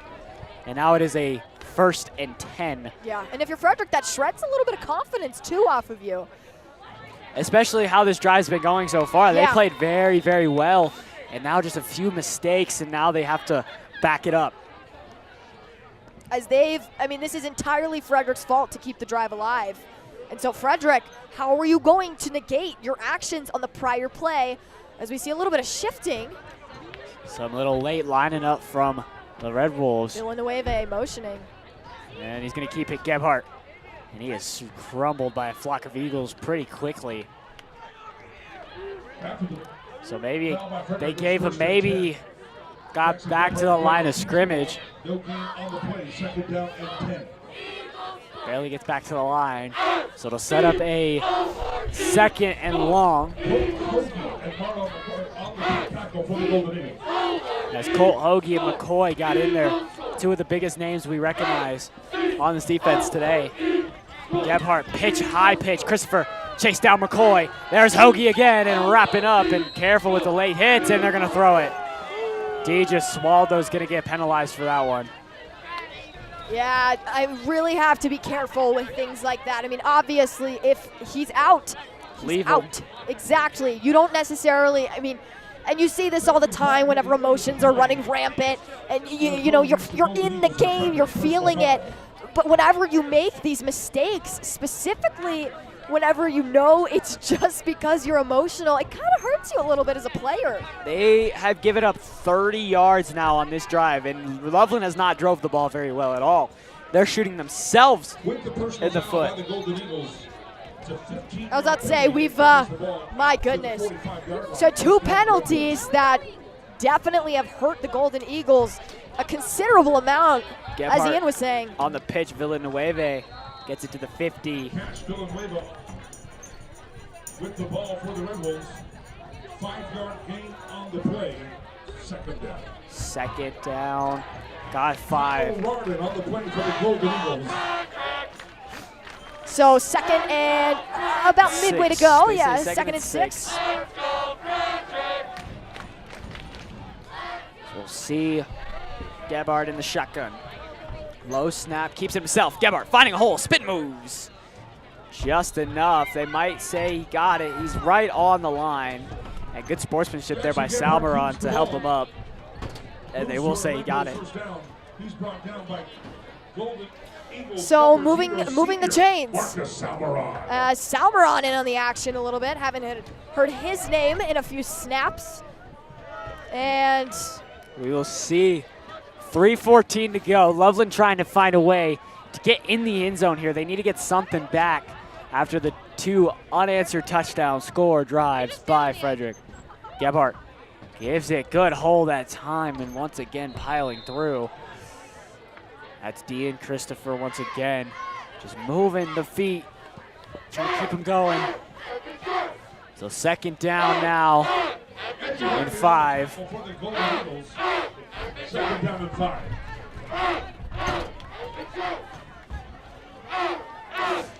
As this drive, they're piecing it together slowly but surely. Gebhardt keeps it himself again. They're going to say he's about a yard short, so a big, crucial 3rd down here from Frederick. They're trying to play discipline now, and honestly, right now it's not working. Yeah. They're playing soft enough that they're not going to get penalized, but maybe a little too soft. Yeah, I feel like it's hurting. It's definitely hurting them right now. You have to kind of buckle down And right now, piecing this drive together slowly but surely. The Red Wolves are moving. As there's the give. He might not have got there. Frederick, get back there. The flock of Eagles hold him. Is it going to be fourth? We'll see where they spot it. That looks short. That looks looked short. Like you said, the Rams game. That looks like the final game. Final play that of that was game. devastating. Kyron Williams tried to get the first, and then I don't know why they did that. Might I just take a moment to complain about that game, because me and my dad talked about it for like a good solid, like, I don't know, 15, 30 minutes afterwards. I was so mad. Even though I'm not a fan of either team, I was like, what are you doing? I say you don't play for the tie there. I like the call. It was just Really? not right. Yep. Gebhardt, first down and more. And it was Salmeron with the initial hit. Actually, that is not Hard to tell from here. Salmeron. It looks like it was number 11, Kyle Rardin. Yeah, I actually liked the call there. I don't like ties. So See, I liked the call. I didn't like the execution. Yep. That was my biggest thing. It was a poor down block. It was very sad. It was very sloppy. That's what it felt like. All right, enough about the NFL. Snap. And I thought a flag was flying because I saw the ball with the ball boy on the other sideline. That ball went up in the air. I thought there was a flag. It's going to be a gain of maybe a yard. They say they got about 2. As we hear the do it chant starting to get into it.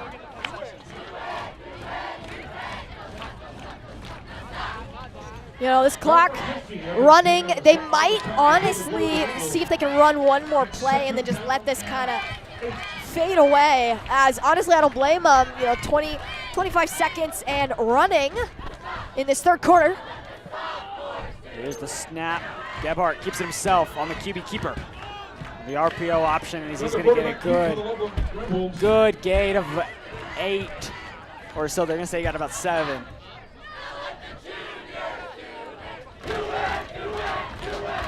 Third down and 1.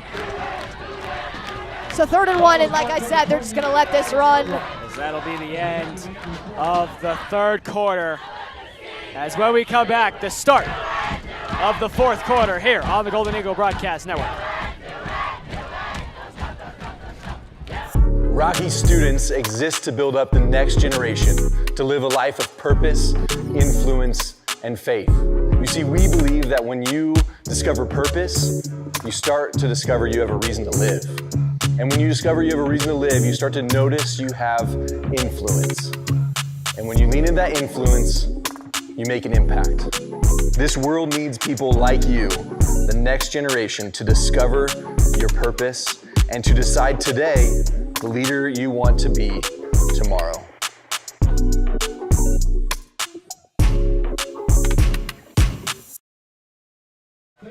As we are back here on the Golden Eagle Broadcast Network, fourth quarter action exclusively here on the Golden Eagle Broadcast Network. As Loveland drive in, 3rd and short now, 12 minutes to go in the fourth quarter and the rest of this game. You're in a comfortable spot, obviously, to where if you don't get this. Don't get too comfortable, though. Yes, if you're Frederick. agreed. You can't just sit back and let it happen now. The final countdown sounds. Oh, 100%. I think if you're Frederick, I think you should play just as aggressively, if not more, as you have been this entire game. Loading the box. Did he get there that time? I honestly don't couldn't know. tell. I think they stopped him. They say he's on the 20 exactly. What will they call it? And that's short. That would be short. That's short.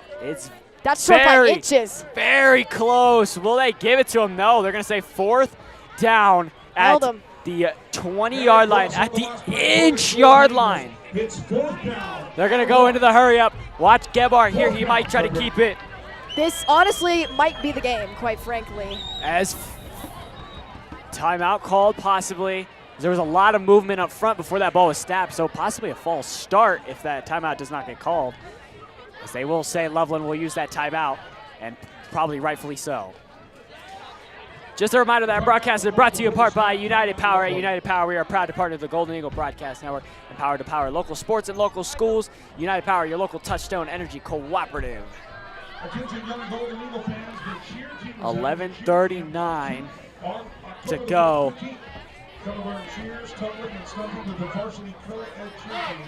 And I mean, this is a tricky situation because it's a 4th and inches. And, you know, if you're...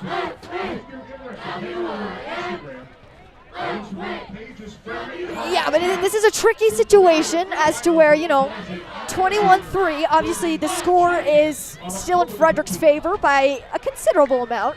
But as I was talking about, Ian, this doesn't mean you go conservative and very soft on the coverage.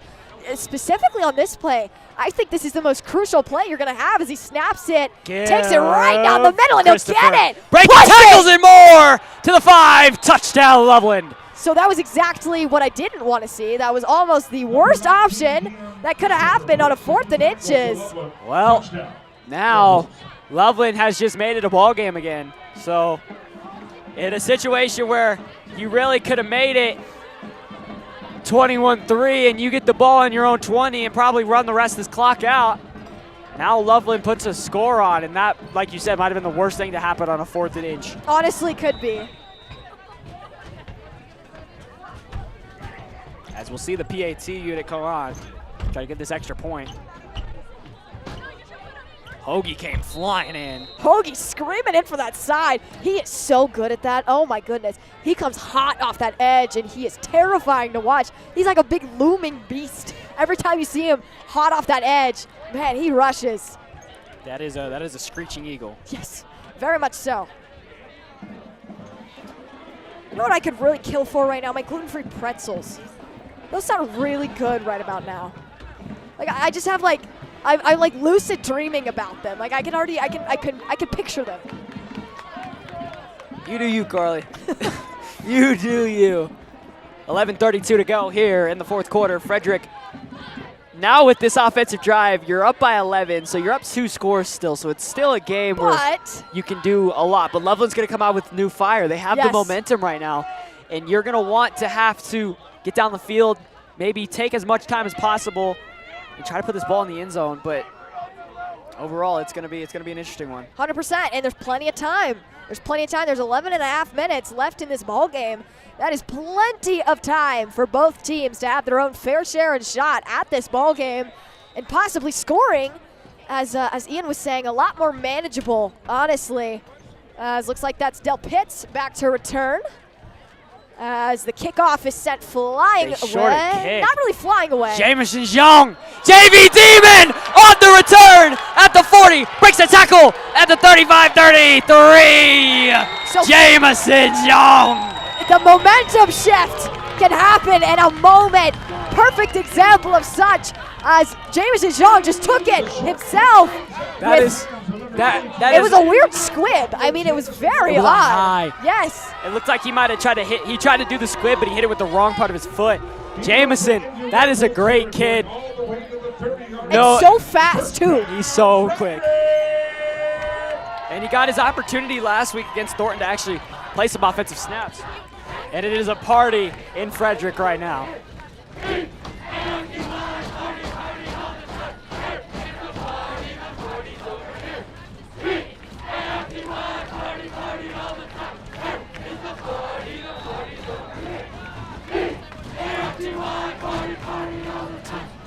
As we'll see the snap here, Kissinger, toss, Del Pitts, trying to get outside, Del Pitts running rampant. There goes Sonny Del Pitts down the far side, breaks the tackle and more. Sonny Del Pitts down to the 12. Huge gain of 18 in the first down. Del Pitts, it takes looked like 2 or 3 guys to fully be able to drag him down and out of bounds. My goodness, Sonny Del Pitts, the unit he is, demonstrating it perfectly there, bounced around to the outside, found his own lane whenever there wasn't one that was necessarily, very apparent to the eye. They say he got to the 14, so a 16-yard gain by Del Pitts. Still just adding to his tumultuous career this season. He's having a great season, and rightfully so. He deserves it. Del Pitts goes, finds the hole. Del Pitts piling through. This time, Sonny Del Pitts up through the middle. Gain of 2 on the play, 2nd down. So gain of 2, very short gain. Obviously, clock ticking down. Something that if you're the Red Wolves, you wanna pace You want to pace yourselves defensively and offensively. So Frederick goes down and scores, which right now, don't want to jinx it with don't want to give him too much time. So I won't say anything, but, when we score is how I'm feeling. But, knock on wood. Give to Del Pitts. Oh!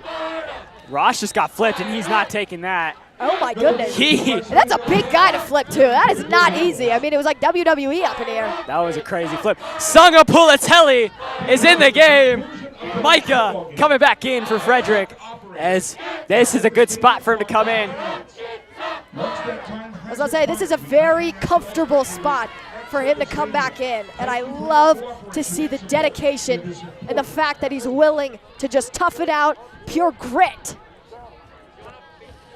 It's going to be a 3rd and 6 from the 10. So if you don't score the touchdown here, Cahoon is a reliable kicker to bring on to get the 3. So I would not be shocked to see Cahoon in if they don't get this opportunity here. The crowd wants a touchdown, and a timeout called by Loveland. Tonight's broadcast is brought to you by Linex of Boulder. Whether it's protecting your truck bed, adding accessories, or making your vehicle adventure ready, Linex of Boulder has you covered. We are proud to have them as partners on the Golden Eagle Broadcast Network. Linex of Boulder, tough, durable, built for life.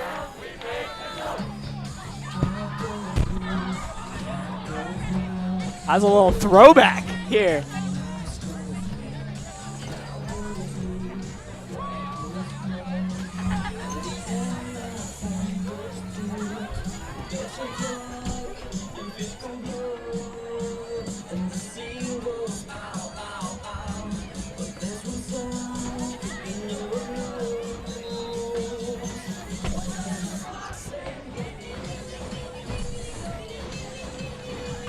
And how about we say a touchdown here for Frederick? That's what the Fox would say. The Fox they want a touchdown. A touchdown. They're the enemies of the Wolves, so might just let them score here. Kissinger in the gun, all alone in that backfield, trying to get Loveland to get off sides. Here's the give to Gonzalez. Nathaniel Gonzalez falling forward, and he just barely got a couple. He might actually lost a few that time. He got maybe 2. So what do you do here?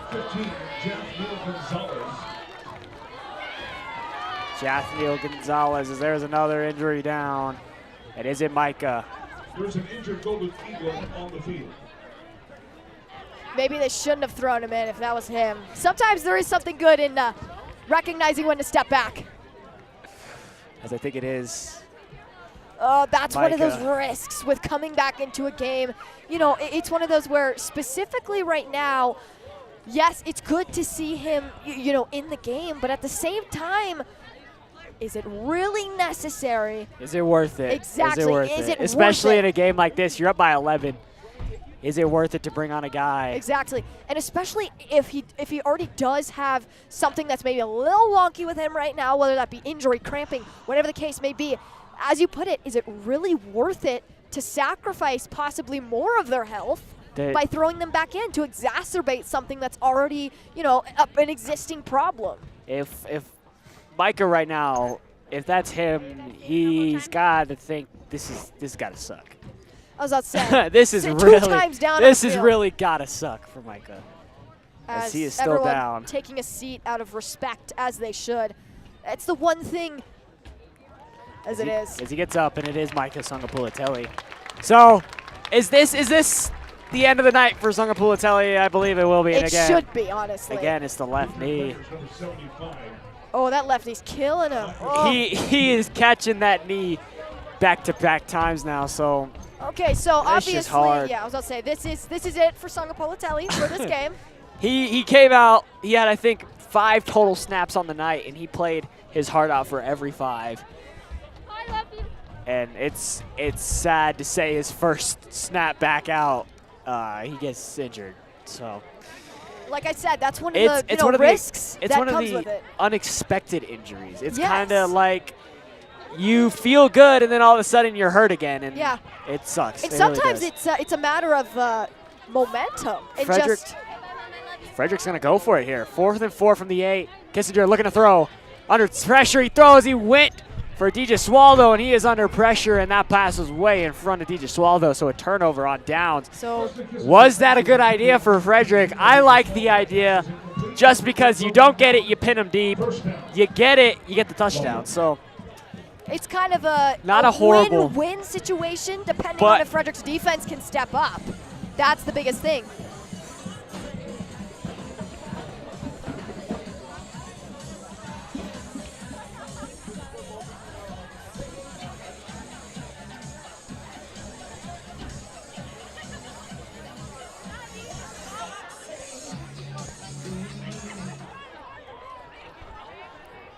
So we'll see the Frederick defense come on the field. If Loveland scores on this drive, though, we have a football game here at Frederick, ladies and gentlemen. There's the crib to Christopher, just running through that initial first and second stage of the Frederick defense, ending up in the secondary. As there's a bit of a pile-up, looks like. Finally able to kind of untangle all the limbs and appendages, I guess one could say. As you said it perfectly, just straight down that middle. Not even any trickery. I mean, just pure amazing blocking from that O-line for the Red Wolves. I mean, the Red Wolves able to, you know, get a little bit of something going. This is dangerous if you're Frederick. Loveland, 2nd and 1. Gebhardt's going to keep it himself. Gebhardt breaking through, and he's going outside. Gebhardt has nothing but green grass. Adele Pitts was the closest man, and yep, there's going to be a flag, and this isn't even going to be on a Loveland player on the field. It's going to be on one on the bench, and he might get ejected for that. What happened? I didn't Del see Pitts it. is running to make the tackle, pours him out of bounds, and then Loveland throws a shoulder into Del Pitts. All right, so cheap shot, yeah. So, yeah, Del Pitts is shaking up as that looked like it hurt. And I'm hoping he just got the wind knocked out of him, and it looks like he did. But I was talking about this earlier, about how Loveland, when they're down and when they're trying to catch up and play smart, they end up doing these dumb hits and trying to cause injury, and that is just mentally stupid if you're the Red Wolves. No, it is, 100%. That is something that is a costly mistake, especially in a crucial time like this for your offense. I mean, that is as dumb as it gets, honestly. That was like the whole spitting thing with Dak Prescott, and was it Jalen Carter? It was Jalen Carter, because Jalen Carter got ejected for that. Yeah, ejected for that one. First play of the game, too. First play. I was about to say, it's just one of those where, like, it's not sportsmanlike. It's It was so very unsportsmanlike that it's not even funny. The discussion about the flag on the field. It was a signal of dead ball foul, personal foul against the Red Wolves of Loveland. Just why? I understand that, as I said before, with DJ Swaldo, you know, pushing him out of bounds. It's one of those it's the mental game. Yes. It's the mental side of the game, and obviously you're down. You're just hurting your team more there. That was a huge gain on the play. They'd have the ball at about the 43-yard line right now, except they're back at their own 21 because of stupid penalties. You gotta limit that. And Frederick has become more disciplined, as we've seen throughout the game. And Loveland just killed their momentum with that play, as they only get 2 on the carry there from Christopher. I honestly think if this drive stalls out with this, like, I don't know, 3 and out, 4 and out, whatever the case may be, turnover on downs, you're in trouble. That is the reason why. I mean, without a doubt. You pin it on, I mean, obviously as a team, there's more you can do, but you kind of have to take accountability if you're that player. That drive was looking beautiful and crisp. And again, they're going nowhere. So it sets up a 3rd down and very long. So now what do you do if you're Loveland right now? And here's the thing. I understand that emotions are running high and kind of running rampant around the field, just like each one of these players.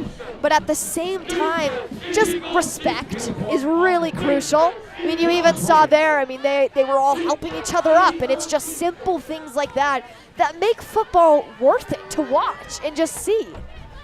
3rd and 6. Gebhardt in the shotgun, looking to throw a quick pass. And that's Villanueva with his first reception. As Sonny says that was incomplete, but it's like you might have come down with it. That was actually Jack Stair.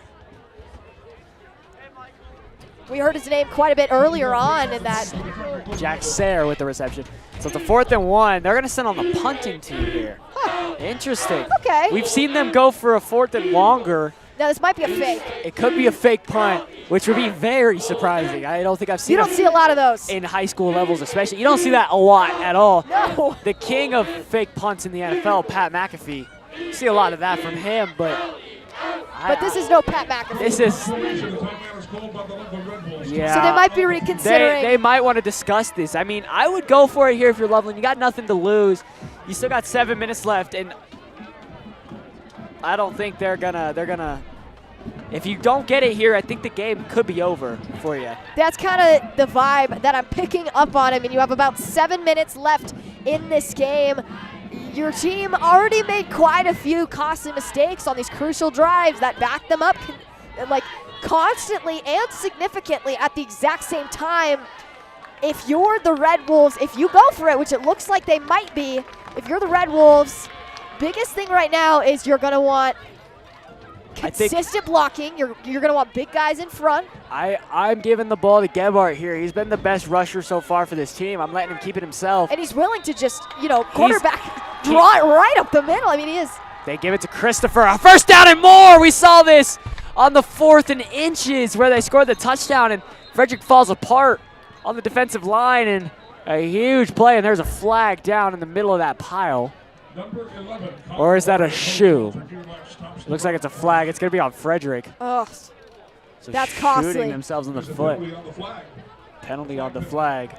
So instead of putting this game away, this game has definitely gotten a little bit more interesting and intriguing as this game has gone on. Face mask, man. That's a hard one to give up there. As the penalty on the flag there. As the PA announcer says. Is they're going to first down and many more. Run a little bit of a hurry up, looks like. I mean, I would They're too. moving. You got the chains aren't even set. You got the momentum right now. Gebhardt's going to keep it himself. Looking to go outside. Gets up the field and gets about 4. Smart decision there to get out of bounds, though. No reason to take the risk of injuring your star quarterback. It's smart that nobody shoved him out of bounds. Sets up a 2nd and 7.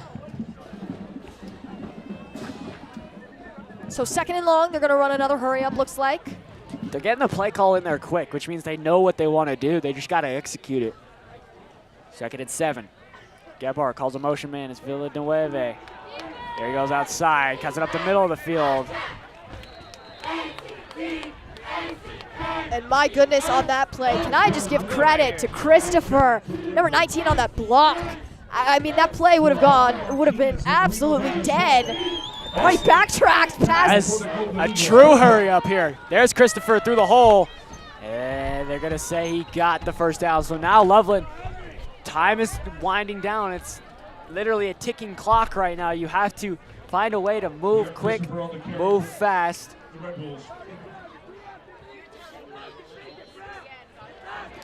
Yeah, they're moving, and with this clock still running, as you said, it's like a ticking time bomb, right? Whenever that clock goes off, there's no redos, there's no makeovers. This is the game, and so I think right now they're just trying to move to the best of their ability to kind of claw their way back into this thing, which they've already been doing a pretty great job of, unfortunately for us. Loveland, Gebhardt looking to throw. He's going to take off. First sight of green grass, and he takes off, and a flag flies in the secondary. We'll see what the flag is that time. As even DJ Swaldo saw him do a little bit of an exasperation type of hand throw up. As we'll see what the penalty is. If this is another... It's against Frederick once again. The call goes against the Golden Eagles, holding. Oh, man. Frederick is shooting themselves in the foot. Loveland driving right now. And that's honestly why, Gebhardt couldn't find anything, is because the secondary might have been holding at the time, which there's not much you could do except tuck it and take it yourself in that case. But that is the most frustrating thing that honestly can happen on this drive, is these consistent penalties. My goodness. I think they're going to break the wrong type of record at this pace. Gebhardt in the shotgun. He's going to take off there. And there's Salmeron with the contact and gets him down in the backfield. Huge loss. It's Marcus Salmeron from the safety spot screaming down. I mean, literally read it perfectly, like they had given him pointers ahead of time, was able to sneak his way through. And as you put it, screaming through that line, able to track him down, pin him, grab him by the jersey, make sure he couldn't go anywhere. And what a great job of wrapping him up by the rest of the team, making sure that play went nowhere but backwards. Timeout called again by Loveland. So they're burning these timeouts. There's still 5 minutes to go. So if you score here, what do you do here? You know, if in the case, let's do a hypothetical here. If in the case that, you know, they do score, this now becomes a much more interesting game. We already talked about, you know, with this 11-point deficit, that it's a lot more interesting, but at the same time, whenever you pin it down to a single-score game, that honestly gives the Red Wolves a significant amount of momentum. It's kind of the big pendulum swing back to them, which we saw whenever they scored that prior touchdown. So if you're Frederick, you have to be prepared for some of those, you know, possible deep balls. Send your safeties a little bit deeper. Have them have a little bit more coverage. In the shotgun, Gebhardt. He's gonna look to throw. Pressure in the backfield, throwing deep. DiGesualdo! Give him number 2 for number 2. Down the sideline, DiGesualdo's going for glory. And number 2 for Marino, DiGesualdo. DiGesualdo puts the game away for Frederick. And these Golden Eagles have got to be fired up. Oh my goodness, as you said, 2 for 2. My goodness, Reno is having himself back-to-back incredible games. DiGesualdo able to read it beautifully, heavily underthrown ball from Gebhardt. Obviously, Gebhardt feeling the pressure. Frederick brought it, my goodness. Delivered that ball way too far, and that ball just easily intercepted by DiGesualdo. Good job tracking that ball in. And like you said, that might be the dagger on tonight's game, as Frederick will just let the clock kind of run here, kind of run it out. And it looked like maybe they were going for like a curl route. I couldn't quite tell. He was throwing more towards the middle. It looked like more like a. It looked like a or corner. like a deep slant. Yeah, it was weird. It looked like he was looking for Villanueva on the corner route, and I saw the pressure, and he got rid of it too early, and that ball slipped, and that's why it took that inside torque towards the inside, and then DiGesualdo gets underneath it. And it looked like Villanueva was waiting for like a post route or something. I mean, he wasn't wasn't even really in the vicinity necessarily. Yeah, that was not really on him. That's just a bad ball by Gebhardt. Yeah, by Gebhardt, 100%. And that's just one of those hard sights.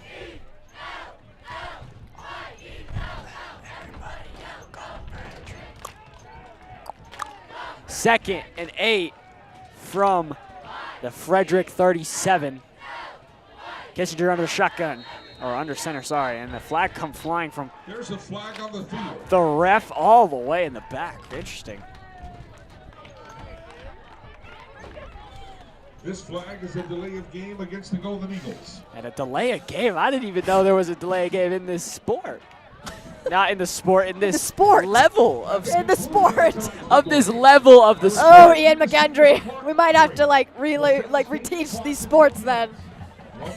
Didn't you play football? I did. Del Pitts with the handoff there. Sonny Del Pitts screeching down and just about short of the first down. Yes, I did play football for a little bit there. I know this. I know these seniors pretty well. I remember Eric Ross rolling over me in practice once, and I was laying down for a solid 5 minutes because I was in so much pain. I mean, he's a muscular guy. He's a hefty guy. He's not a small dude. We'll say. I don't know if Eric remembers that, but oh, you do though. Seems like a bit of trauma. Eric, if you're gonna watch this back, you just remember the time you rolled over crushed me ya. and it really hurt. Here's the pitch. Del Pitts trying to find the first down. He's going to get wrapped up in a flag late. Looks like this might be a... Sonny Del Pitts again on the carry for the Golden Eagles. And there is a Red Wolf slow to get up in the middle of that pile. Maybe you're shocked to hear it, but there's a How many penalties do you think?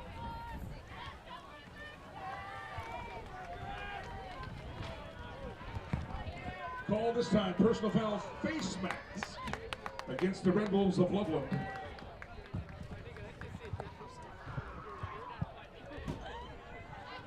As once again, As this one's going to be on Loveland, as in the wise words of the PA announcer, is if you're not surprised yet, once again another flag thrown on the play. no surprise. I clearly am like, It's also another personal foul, too. There's been many personal fouls in this game.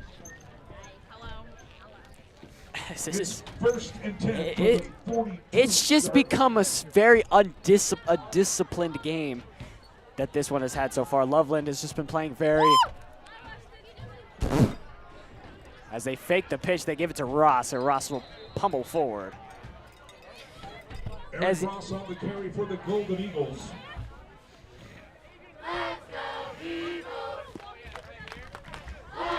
3 yards on the play. 2nd and 7 for the Golden Eagles. Less than 3 to go in the game. at this point, make sure that you're not, running this out of bounds. You want to keep that clock consistently moving. You want to keep that time ticking. But you also, want to make a little bit of progression. Just keep that ball in your possession. Control the clock, what I talked about pregame. You want to get this ball in a situation where if you have to give it to Loveland, they're going to be in their own territory pretty deep. Yes, not only that, but... Oh, now Pitts through the hole. Sonny tripped him on his own laces as he almost broke that for a touchdown. Del Pitts, there was nothing but green grass in front of that friend, but my goodness, with that, the ankle trip up, a little bit of the ankle tackle action we saw going on. Ankle biting. As I Del like Pitts that. just It's like little chihuahuas. They are ankle biter dogs. we'll call them the Loveland Red Chihuahuas. From here, honestly, their uniforms look a little orange too. So like Loveland orange chihuahuas, more fitting. I could see it. I think the helmets, actually their pants do look pretty yellow. Yeah, or orange, sorry. Yellow, I'm looking okay. at Roy the- G. Biv. It's been a long night here, ladies and gentlemen. Timeout on Frederick. Marcus is cracking up right next to me. Tonight's broadcast is brought to you in part by LGI Homes. They don't just build houses, they build homes. Why rent when you can buy, when you can own? Visit their Hidden Creek community off Ridgeway Boulevard in Frederick for affordable move-in ready homes from the $400 with kitchen appliance included at no extra cost. LGI Homes is proud to support the Golden Eagle Broadcast Network and local schools. LGI Homes, making your dream of home ownership possible. Gotta kiss myself, I'm so pretty. So, under 2 minutes to play here in Frederick. Frederick up by 11 as the Red Wolves staring down at this deficit. 1st and 10 for PK in the offense.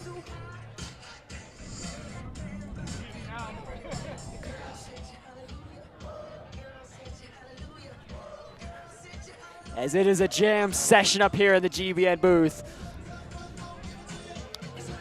More like the roof. The GBN roof.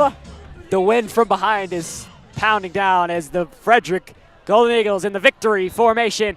1-0. Del Pitts getting the crowd amped up. And Frederick will swoop to 4-2 on the season. Loveland drops to 2-4. So a great comeback story for Frederick, starting 0-2. We saw this last year. They started off 0-2, bounced back, got the 4-2, and that last year, this team played Loveland on their homecoming night, and Sonny Del Pitts, let's just say, ran rampant in that game. And he continues to do so. He was quiet on the score sheet tonight. No points from Sonny Del Pitts, but I do he have was to a say, big momentum swinger. Yes, 100%. He had his moments where, if you're going to look at, receiving, rushing, his overall yards, the accumulation of such this game, I think those really make up for the fact that he didn't score a touchdown. As another kneel down. And I believe it'll be one more kneel, and then that will take us to the end of this game. So Frederick, as Ian was saying, jumping to 4-2 on the season, almost an exact replica of what we saw last season. So a little bit of reciprocation back to back for this team. As We'll see one last kneel down as Country Roads take me home. Frederick will take the W here tonight. Sunnydale, Pitts, and Reno getting amped up down there. And if you're Loveland, Country Roads, please take me home. As a performance to remember for Frederick. Reno DiGesualdo with maybe an even better game than last week. Honestly, with those 2 picks, 2 for 2, my goodness. Reno DiGesualdo, back-to-back huge games. I'd love to, take a peek and see if anyone, which, I mean, obviously someone was tracking his statistics, but I'd love to take a peek right now at his stats. We will take a look at the statistics at the end. Hopefully next week we'll have a good story to talk about from Reno DiGesualdo. We talked about his stats last week. He had 4 receptions, 3 of them were touchdowns. Tonight, only the 1 touchdown. But the defensive story for him is the defensive story. Yes, he was the defensive story. Just to say the least. As a performance to remember for DiGesualdo. I'm sure I'll hear about it in Trig on Tuesday. Without a doubt, without a doubt. As getting ready. What a night for Frederick. Remembering as the crowd ready to storm the field. As we will send it to the sideline with Brielle with Reno. Brielle. Thank you so much, Ian. I'm here with Reno. Reno, how do you feel? You cannot get any pass on this dude. Best defender on Frederick. How do you feel now both getting the opportunity to run the ball and score? Oh, it feels great. Our offense does what it needs to do. O-line needs what they need to do. I want to thank them huge much. They blocked for the QB in order to let me get an opportunity to run a route like I do and PK throw the ball like he does. Nice. How are you feeling going into the how are you going to keep your momentum up going into the next 4 league games? We just got to work hard, keep going in practice, keep grinding, going in the meetings, keep studying film. That's all we got to keep doing. It's all heart. It's all heart from here on out. And do you have any words of maybe like encouragement for Micah? Like our center? Yeah. I love you, man. Keep doing what you do. We plug along. Come back healthy. We love you, man. Let's go. Let's go, Frederick. Thank you so much. Oh, back up to you, Ian. Thank you, Brielle, as tonight's broadcast of football between the Loveland Red Wolves and your Frederick Golden Eagles has been brought to you by the town and crew of students here on the Golden Eagle Broadcast Network. I've been the senior and associate producer of GBN, Ian MacHendrie, alongside the executive producer of GBN, Carly Evans. Our director is technical producer of GBN, Marcus Key. Our camera operators have been junior Ethan DeLear and freshman Caitlin Spotke. Our production assistant is tonight freshman Colton Irwin, senior and outreach producer Joey Summers, and senior Allie Fullerton. The third member of our team down on the sideline is freshman Brielle Halloran. Mr. Marsing is GBN's advisor. And shout out Corey Klimper for being here tonight. For everyone at FHS, I'm Ian MacHendrie, and you've been watching the Golden Eagle Broadcast Network. Good night, everybody.